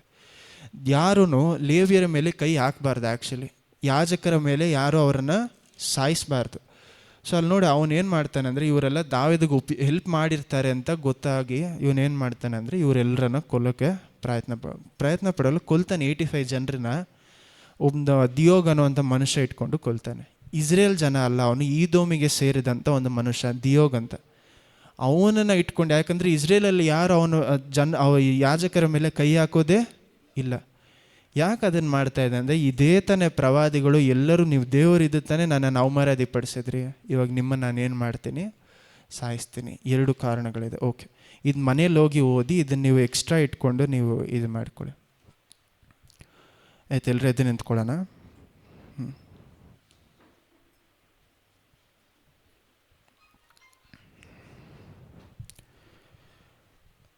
ಹಳೆಯ ಒಡಂಬೆಗಳಿರುವಂಥ ಪವಿತ್ರ ಆತ್ಮನೇ ಹೊಸ ಒಡಂಬೆಗೂ ಇದ್ದಾರೆ. ಇದಕ್ಕೆ ಫಸ್ಟ್ ಸೈನ್ ಏನಂದರೆ, ಅನನ್ಯಸ್ ಮತ್ತು ಸಫೀರ ಇಬ್ಬರು ದೇವರ ಸಮೂಹದಲ್ಲೇ ಬಂದು ಸುಳ್ಳು ಹೇಳ್ತಾರೆ. ಸುಳ್ಳು ಹೇಳಿದ ತಕ್ಷಣ ಅವ್ರು ಏನಾಗ್ತಾರೆ, ಅದೇ ಜಾಗದಲ್ಲಿ ಸತ್ತು. ಇವಾಗಿರುವಂಥ ಪವಿತ್ರ ಆತ್ಮರು ತುಂಬ ಕಡಿಮೆಯಾಗಿ ನಮಗೆ ಭಯ ಪಡುವಂಥ ಆ ರೀತಿ ಎಲ್ಲ ತುಂಬ ಇವಾಗಿರುವುದೇನೆಂದರೆ ನಮ್ಮ ಮೇಲೆ ಇರುವಂಥ ಕರುಣೆ. ಹಲ್ಲೆಲೂಯಾ. ಒಂದು ಆತ್ಮ ನಷ್ಟವಾಗಿ ನರಕಕ್ಕೆ ಹೋಗಬಾರ್ದು ಅಂತ ದೇವರ ಕರುಣೆ ನಮ್ಮನ್ನೇನು ಮಾಡ್ತಾ ಇದೆ ಅಂತೆ, ಕಾಪಾಡ್ತಾ ಇದೆ. ಇವತ್ತು ನಿಮ್ಮ ಪಾಪಕ್ಕೂ ನನ್ನ ಪಾಪಕ್ಕೂ ದೇವರು ನಮ್ಮ ಮೇಲೆ ಪವಿತ್ರಾತ್ಮ ನಮ್ಮ ಮೇಲೆ ನ್ಯಾಯ ತೋರಿಸದೇ ಇರುವುದಕ್ಕೆ ಕಾರಣ ಏನಂದರೆ, ಹೀಬ್ರೂಸಲ್ಲಿ ಹೇಳುವಂಥ ರೀತಿಯಲ್ಲಿ ಯೇಸು ಕ್ರಿಸ್ತು ನಮಗೋಸ್ಕರ 24/7 ಏನು ಮಾಡ್ತಾ ಇದ್ದಾರಂತೆ, ಬೇಡ್ಕೊಳ್ತಾ ಇದ್ದಾರಂತೆ. ಅಲ್ಲೆಲೂಯ. ಆ ಪ್ರಾರ್ಥನೆನೋ ಆ ಕೃಪೆನೇ ನನ್ನನ್ನು ನಿಮ್ಮನ್ನು ದೇವರ ಕೋಪದಿಂದ ತಪ್ಪಿಸ್ತಾ ಇದೆ. ಅಲ್ಲೆಲೂಯ. ನೀವು ಇವತ್ತು ನಿಮ್ಮ ಅಭಿಷೇಕವನ್ನು ಕಳೆದುಕೊಂಡು ಅಥವಾ ನಿಮ್ಮ ಒಂದು ಕೆಲಸವನ್ನಾಗಿರಲಿ, ನಿಮ್ಮ ದೇವರು ಕೊಟ್ಟಿರುವಂಥ ವಿಷಯವನ್ನು ಕಳೆದುಕೊಂಡು ಲಾಸಲ್ಲಿರ್ಬೋದು, ಕಷ್ಟದಲ್ಲಿರ್ಬೋದು. ಯಾಕಂದರೆ ಆ ಒಂದು ಕಷ್ಟದಲ್ಲಿ ಇರಬೇಕಾದ್ರೆ ದೇವರ ಅಭಿಷೇಕ ಕಳೆದುಕೊಂಡ್ರೆ ನಮ್ಮ ಜೀವನಕ್ಕೆ ಅಂತ ಒಂದು ಗುರಿ ಇರುವುದಿಲ್ಲ. ಸೌಲ್ ಏನು ಮಾಡ್ತಾನೆ, ತನ್ನ ಒಂದು ಪೊಸಿಷನ್ ಕಾಪಾಡ್ಕೊಬೇಕು ಅಂತ ಯಾರನ್ನ ಗುರಿಯಾಗಿ ಇಟ್ಕೊಳ್ತಾನೆ, ದಾವಿದನನ್ನು, ಜೊತೆಲಿರುವಂಥ ಯಾರನ್ನು ನಂಬದೆ ಎಲ್ಲರನ್ನು ಏನು ಮಾಡ್ತಾನಂತೆ, ಕೊಲೆ ಮಾಡೋಕ್ಕೆ ಪ್ರಾರಂಭಿಸ್ತಾನೆ. ಯಾಜಕರನ್ನು, ದೇವರಿಗೆ ಭಯಪಟ್ಟಂಥ ಮನುಷ್ಯನ ಎಲ್ಲರಿಗೂ ಏನು ಮಾಡ್ತಾನೆ, ಇವನು ಜೊತೆಯಲ್ಲಿ ಇವನಿಗೆ ಹೆಲ್ಪ್ ಮಾಡಿದೆಲ್ಲರನ್ನು ಇವನು ಎದುರಿಯಾಗಿ ನೋಡೋಕ್ಕೆ ಪ್ರಾರಂಭಿಸ್ತಾನೆ. ಅಲ್ಲೆಲೂಯ. ಯಾಕಂದರೆ ಅವನ ಕೈಗಳಲ್ಲಿ ಅದನ್ನು ಕಾಪಾಡಬೇಕು ಅಂತ ಆಸೆ ಪಡ್ತಾನೆ. ಕೊನೆಯಲ್ಲಿ ಏನಾಯಿತು, ಅವನ ಕತ್ತಿ ಮೇಲೆ ಅವನೇ ಬಿದ್ದು ಸತ್ತು. ಅದು ಅವನಿಗೆ ದೊಡ್ಡ ಅವಮರ್ಯಾದೆ ಅಲ್ಲ. ಅವನು ಯಾವ ದೊಡ್ಡ ಅವಮರ್ಯಾದೆ ಅವನ ಜೀವನದಲ್ಲಿ ನಡೆದಿದ್ದು, ಎಲ್ಲರ ಮುಂದೆ ದೇವರು ಅವನನ್ನು ಬೆತ್ತಲೆ ಮಾಡಿಬಿಟ್ಟು. ಅಲ್ಲೆಲೂಯ. ನಮಗೂ ಸಹ ಈ ಒಂದು ಅಭಿಷೇಕವನ್ನು ಬಿಟ್ಟು ಹೋದರೆ, ಪವಿತ್ರ ಆತ್ಮರು ಇಲ್ಲದೆ ಹೋದರೆ ನಮ್ಮ ಜೀವನದಲ್ಲಿ ನಮಗೂ ಒಂದು ಗುರಿ ಇರಲ್ಲ, ನಮಗೂ ಪವಿತ್ರ ಆತ್ಮರಲ್ಲಿ ಬೆಳೆಯೋದಕ್ಕೆ ಸಾಧ್ಯನೇ ಇಲ್ಲ. ಹೊಸ ಒಡಂಬಡಿಕೆ ಇರುವಂಥ ಒಂದೇ ವಿಷಯ ಏನಂದರೆ, ಯೇಸು ಕ್ರಿಸ್ತುವಿನ ಕೃಪೆಯಿಂದ ಪವಿತ್ರಾತ್ಮರು ನಮ್ಮನ್ನು ಸುಲಭವಾಗಿ ಬಿಟ್ಟು ಹೋಗೋದಿಲ್ಲ. ಯಾಕೆ, ಯೇಸು ಕ್ರಿಸ್ತು ನಿಮಗೋಸ್ಕರ ಯಾವಾಗಲೂ ಪ್ರಾರ್ಥನೆ ಮಾಡ್ತಾನೆ ಇದ್ದಾರೆ. ಅಲ್ಲೆಲೂಯ. ಆ ಪ್ರಾರ್ಥನೆಯ ವಿಷಯದಿಂದನೇ ನಾವು ಇವತ್ತು ದೇವರ ಕೈಗಳಿಗೆ ಬೀಳದೇ ಇದ್ದೀವಿ. ಇಲ್ಲದೆ ಹೋದರೆ ಅದೇ ಪವಿತ್ರ ಆತ್ಮರೇ ಹೊಸ ಒಡಂಬಡಿಕೆ ಅನನ ಸಫೇರನ್ನು ಏನು ಮಾಡ್ತಾ ಇದ್ದಾರೆ, ದೇವರ ಸಮೂಹದಲ್ಲಿ ನೀನು ಪಾಪ ಮಾಡಿದೆ ಅಂತ ಏನು ಮಾಡ್ತಾ ಇದ್ದಾರೆ, ಸಾಯಿಸ್ತಾರೆ. ಬೆಂಕಿ ಕಡಿಮೆ ಆಗಿಲ್ಲ, ಏನು ಮಾಡಿದ್ದಾರೆ, ದೂರ ತಳ್ಳಿಟ್ಟಿದ್ದಾರೆ. ಅಲ್ಲೆಲೂಯ. ಸೊ ನಾವೇನು ಮಾಡಬೇಕಂದ್ರೆ, ದೇವರ ಭಯ ನಮ್ಮಲ್ಲಿ ಬರಬೇಕು. ಅಭಿಷೇಕ ಇಲ್ಲದೆ ಹೋದರೆ ನಾನು ಜೀವನದಲ್ಲಿ ಉದ್ಧಾರ ಆಗಲ್ಲ ಅನ್ನೋದೊಂದು. ಇನ್ನೊಂದು ಏನಂದರೆ, ಅವಮರ್ಯಾದೆ ಬರುತ್ತೆ. ಅಭಿಷೇಕವನ್ನು ಕಳೆದುಕೊಂಡ್ರೆ ಅವಮರ್ಯಾದೆನೂ ಸೇರಿಸಿ ಬರುತ್ತೆ. ಅದನ್ನು ನಾವು ಅಭಿಷೇಕವನ್ನು ಮರ್ಯಾದೆ ಕೊಟ್ಟು ನಡ್ಕೊಬೇಕು. ಅಲ್ಲೆಲೂಯ. ಇಲ್ಲದೆ ಹೋದರೆ ದೇವರು ಯಾರ ಮುಂದೆ ನಿಮ್ಮ ಮೇಲೆ ಬಟ್ಟೆ ಹಾಕಿದ್ರೋ ಅವರ ಮುಂದೆನೇ ದೇವರು ಏನು ಮಾಡ್ತಾರೆ ಅಂತ ನಿಮ್ಮನ್ನು ಬೆತ್ತಲೆ ಹಾಕಿಸ್ತಾರೆ. ನೀವು ಬೆತ್ತಲೆ ಆಗ್ಬೋದು, ಫಿಸಿಕಲಾಗಿ ಬೆತ್ತಲೆ ಆಗದೇ ಇರ್ಬೋದು, ಆದರೆ ಅವಮರ್ಯಾದೆ ಪಟ್ಟು ನಿಮ್ಮ ಥರ ಜೀವನ ಯಾರಿಗೂ ಬರಬಾರ್ದು ಅನ್ನೋವಂಥ ಸಿಚುವೇಶನ್ಗೆ ನಾವು ಹೋಗ್ಬೇಕಾಗತ್ತೆ. ಅಲ್ಲೆಲೂಯ. ಯಾರು ಸೌಲನ ಜೀವನ ನೋಡಿ ಸೌಲ್ ಥರ ಇರಬೇಕು ಅಂತ ಆಸೆ ಪಡಲ್ಲ. ಸೊ ಆರಂಭ ಎಷ್ಟು ಮುಖ್ಯನೋ ಅದಕ್ಕಿಂತ ತುಂಬ ಮುಖ್ಯ ಏನು, ನಮ್ಮ ಕೊನೆ ಯಾವ ರೀತಿ ಇದೆ. ಇವತ್ತು ನೀವು ಇವತ್ತು ಒಂದು ವೇಳೆ ನಾವು ದೇವರ ಪಾದಕ್ಕೆ ಹೋಗಿ ಸೇರಿಕೊಂಡ್ರೆ ನನ್ನ ಕೊನೆ ಸರಿಯಾಗಿದೆಯಾ? ಅಲ್ಲೆಲೂಯ. ಪ್ರಾರ್ಥಿಸೋಣ. ಯೇಸುವೇ, ನಿಮಗೆ ಸ್ತೋತ್ರ. ನೀವು ಒಳ್ಳೆಯವರು, ನಿಮಗೆ ಕೃಪೆ ದಾಖಲಿದೆ. ನಮ್ಮ ಕೊನೆ ಸರಿಯಾಗಿರುವುದಕ್ಕೆ ಸಹಾಯ ಮಾಡಿ. ಪವಿತ್ರಾತ್ಮರ ಬಲ ಇಲ್ಲದೆ ಹೋದರೆ, ಪವಿತ್ರಾತ್ಮ ಅಭಿಷೇಕ ಇಲ್ಲದೆ ಹೋದರೆ ನಾವು ಯಾವುದೇ ಒಂದು ವಿಷಯ ಮಾಡೋಕ್ಕೆ ಸಾಧ್ಯ ಇಲ್ಲ. ಇರುವಂಥ ಸಮಯದಲ್ಲಿ ನಾವು ಇಷ್ಟು ವಾಕ್ಯಗಳನ್ನು ನೋಡಿರ್ತೀವಿ. ಆ ವಾಕ್ಯದಲ್ಲಿ ಇರುವಂಥ ಅರ್ಥವನ್ನು ನಾವು ತಿಳಿದುಕೊಳ್ಳೋಕ್ಕೆ ಸಹಾಯ ಮಾಡಿಯಪ್ಪ. ನಮ್ಮ ಜೀವನದಲ್ಲಿ ಪವಿತ್ರಾತ್ಮರು ಇಲ್ಲದೆ ಹೋದರೆ ಅಪ್ಪ ಸ್ತೋತ್ರ, ಅಭಿಷೇಕವನ್ನು ನಾವು ಅವಮರ್ಯಾದೆ ಮಾಡಿ ಬಿಟ್ಬಿಟ್ರೆ ಅದನ್ನು ನಾವು ಕಳೆದುಕೊಳ್ತೀವಿ. ಆ ತಪ್ಪನ್ನು ನಾವು ಮಾಡದೇ ಇರೋದಕ್ಕೆ ಸಹಾಯ ಮಾಡಿ. ಒಂದು ವೇಳೆ ಆ ತಪ್ಪನ್ನು ಮಾಡಿದರೆ ನಮ್ಮನ್ನು ಕ್ಷಮಿಸಿ. ಇವತ್ತು ನಾವು ಕ್ಷಮೆ ಕೇಳುವಾಗ ನಮ್ಮನ್ನು ಕ್ಷಮಿಸಿ ಅಪ್ಪ. ಆ ಒಂದು ಪೊಸಿಷನ್ ನಾವು ಕೊಡಬೇಕಾದಂಥ ಮರ್ಯಾದೆ ಕೊಡೋದಕ್ಕೆ ಸಹಾಯ ಮಾಡಿ. ನಮ್ಮನ್ನು ನಿಮ್ಮ ಮನೆ ಕೆಲಸಗಾರಾಗಿಟ್ಟಿದ್ದೀರೋ ಅಥವಾ ನಮ್ಮನ್ನು ಒಂದು ಕೆಳಮಟ್ಟದಲ್ಲಿ ನಮ್ಮ ಇಟ್ಟಿದ್ದೀರೋ, ಮೇಲಿಟ್ಟಿದ್ದೀರೋ, ಎರಡಕ್ಕೂ ನೀವೇ ಕಾರಣರು. ಆ ಕೆಲಸವನ್ನು ನಾವು ಸಂಪೂರ್ಣ ಮನಸ್ಸಿನಿಂದ ನಿಮ್ಮ ಬಲದಲ್ಲಿ ನಾವು ಮಾಡಿ ಮುಗಿಸೋಕ್ಕೆ ಸಹಾಯ ಮಾಡಿ. ಪ್ರತಿಯೊಬ್ಬರಿಗೂ ನಿಮ್ಮ ಚಿತ್ತದಾಗೆ ನೀವು ಆ ಕೆಲಸವನ್ನು ಕೊಟ್ಟಿದ್ದೀರಾ, ಅದಕ್ಕಾಗಿ ಸ್ತೋತ್ರ. ಅದನ್ನು ಮನಸ್ಸು ಪೂರ್ವವಾಗಿ ಮಾಡೋದಕ್ಕೆ ಸಹಾಯ ಮಾಡಿ. ಅದನ್ನು ಕಳೆದುಕೊಂಡ್ರೆ ನಾವು ಸಾಯುವವರೆಗೂ ನಾವು ಕಷ್ಟಪಡಬೇಕಾಗತ್ತೆ, ಅವಮರ್ಯಾದೆಯಲ್ಲಿ ಬಾಳಬೇಕಾಗಿರುತ್ತೆ. ಅಂಥ ಜೀವನ ನಮಗೂ ಇಲ್ಲಿ ಯಾರಿಗೂ ಬೇಡಪ್ಪ. ನಾವು ಅಳಿದು ಹೋಗುವಂಥ ವಿಷಯದಲ್ಲ, ಅಳಿಯದೇ ಇರುವಂಥ ವಿಷಯದಲ್ಲಿ, ವಸ್ತುಗಳಲ್ಲಿ ಹೌದಪ್ಪ, ನಮ್ಮ ಕೆಲಸವನ್ನು ಕಟ್ಟಿ ನಾವು ನಿಮ್ಮ ನಾವನ್ನು ಮೈಪಡಿಸೋಕ್ಕೆ ರಕ್ಷಣೆಯಲ್ಲಿ ಬಂದು ಸೇರಿಕೊಳ್ಳೋದಕ್ಕೆ ಸಹಾಯ ಮಾಡಿ. ನೀವು ಜೊತೆಯಲ್ಲಿರಿ. ಪ್ರತಿಯೊಬ್ಬರ ಪ್ರಾರ್ಥನೆಯನ್ನು ಕೇಳಿರ್ತೀರ. ಸರಿಯಾದ ಸಮಯದಲ್ಲಿ ಸದುತ್ತರವನ್ನು ಕೊಡಿ. ತಂದೆಯಾದ ದೇವರ ಪ್ರೀತಿಯು, ಯೇಸು ಕ್ರಿಸ್ತುವಿನ ಕೃಪೆ, ಬಲ ಹೌದಪ್ಪ, ಅದೇ ರೀತಿ ಪವಿತ್ರಾತ್ಮರ ಅನ್ಯೋನ್ಯತೆ, ಐಕ್ಯತೆ ಹೌದಪ್ಪ, ನಾವು ಪ್ರತಿಯೊಬ್ಬರ ಎಲ್ಲರ ಜೊತೆಯಲ್ಲೂ ಸದಾ ಕಾಲಕ್ಕೂ ನೀವು ಹೇಳಿದಿಲ್ಲ, ಯೇಸು ಕ್ರಿಸ್ತ ನಾಮದಲ್ಲಿ ನೀವೇನೆಲ್ಲ ಕೇಳ್ತೀರ ಅದೆಲ್ಲ ಪಡ್ಕೊಳ್ತಾ ಇದ್ದೀವಿ. ಯೇಸು ಕ್ರಿಸ್ತ ನಾಮದಲ್ಲಿ ಎಲ್ಲವನ್ನು ಕೇಳಿ ನಾವು ಬೇಡೊಂದೇ ತಂದೆ. ಆಮೇನ್. ಆಮೇನ್.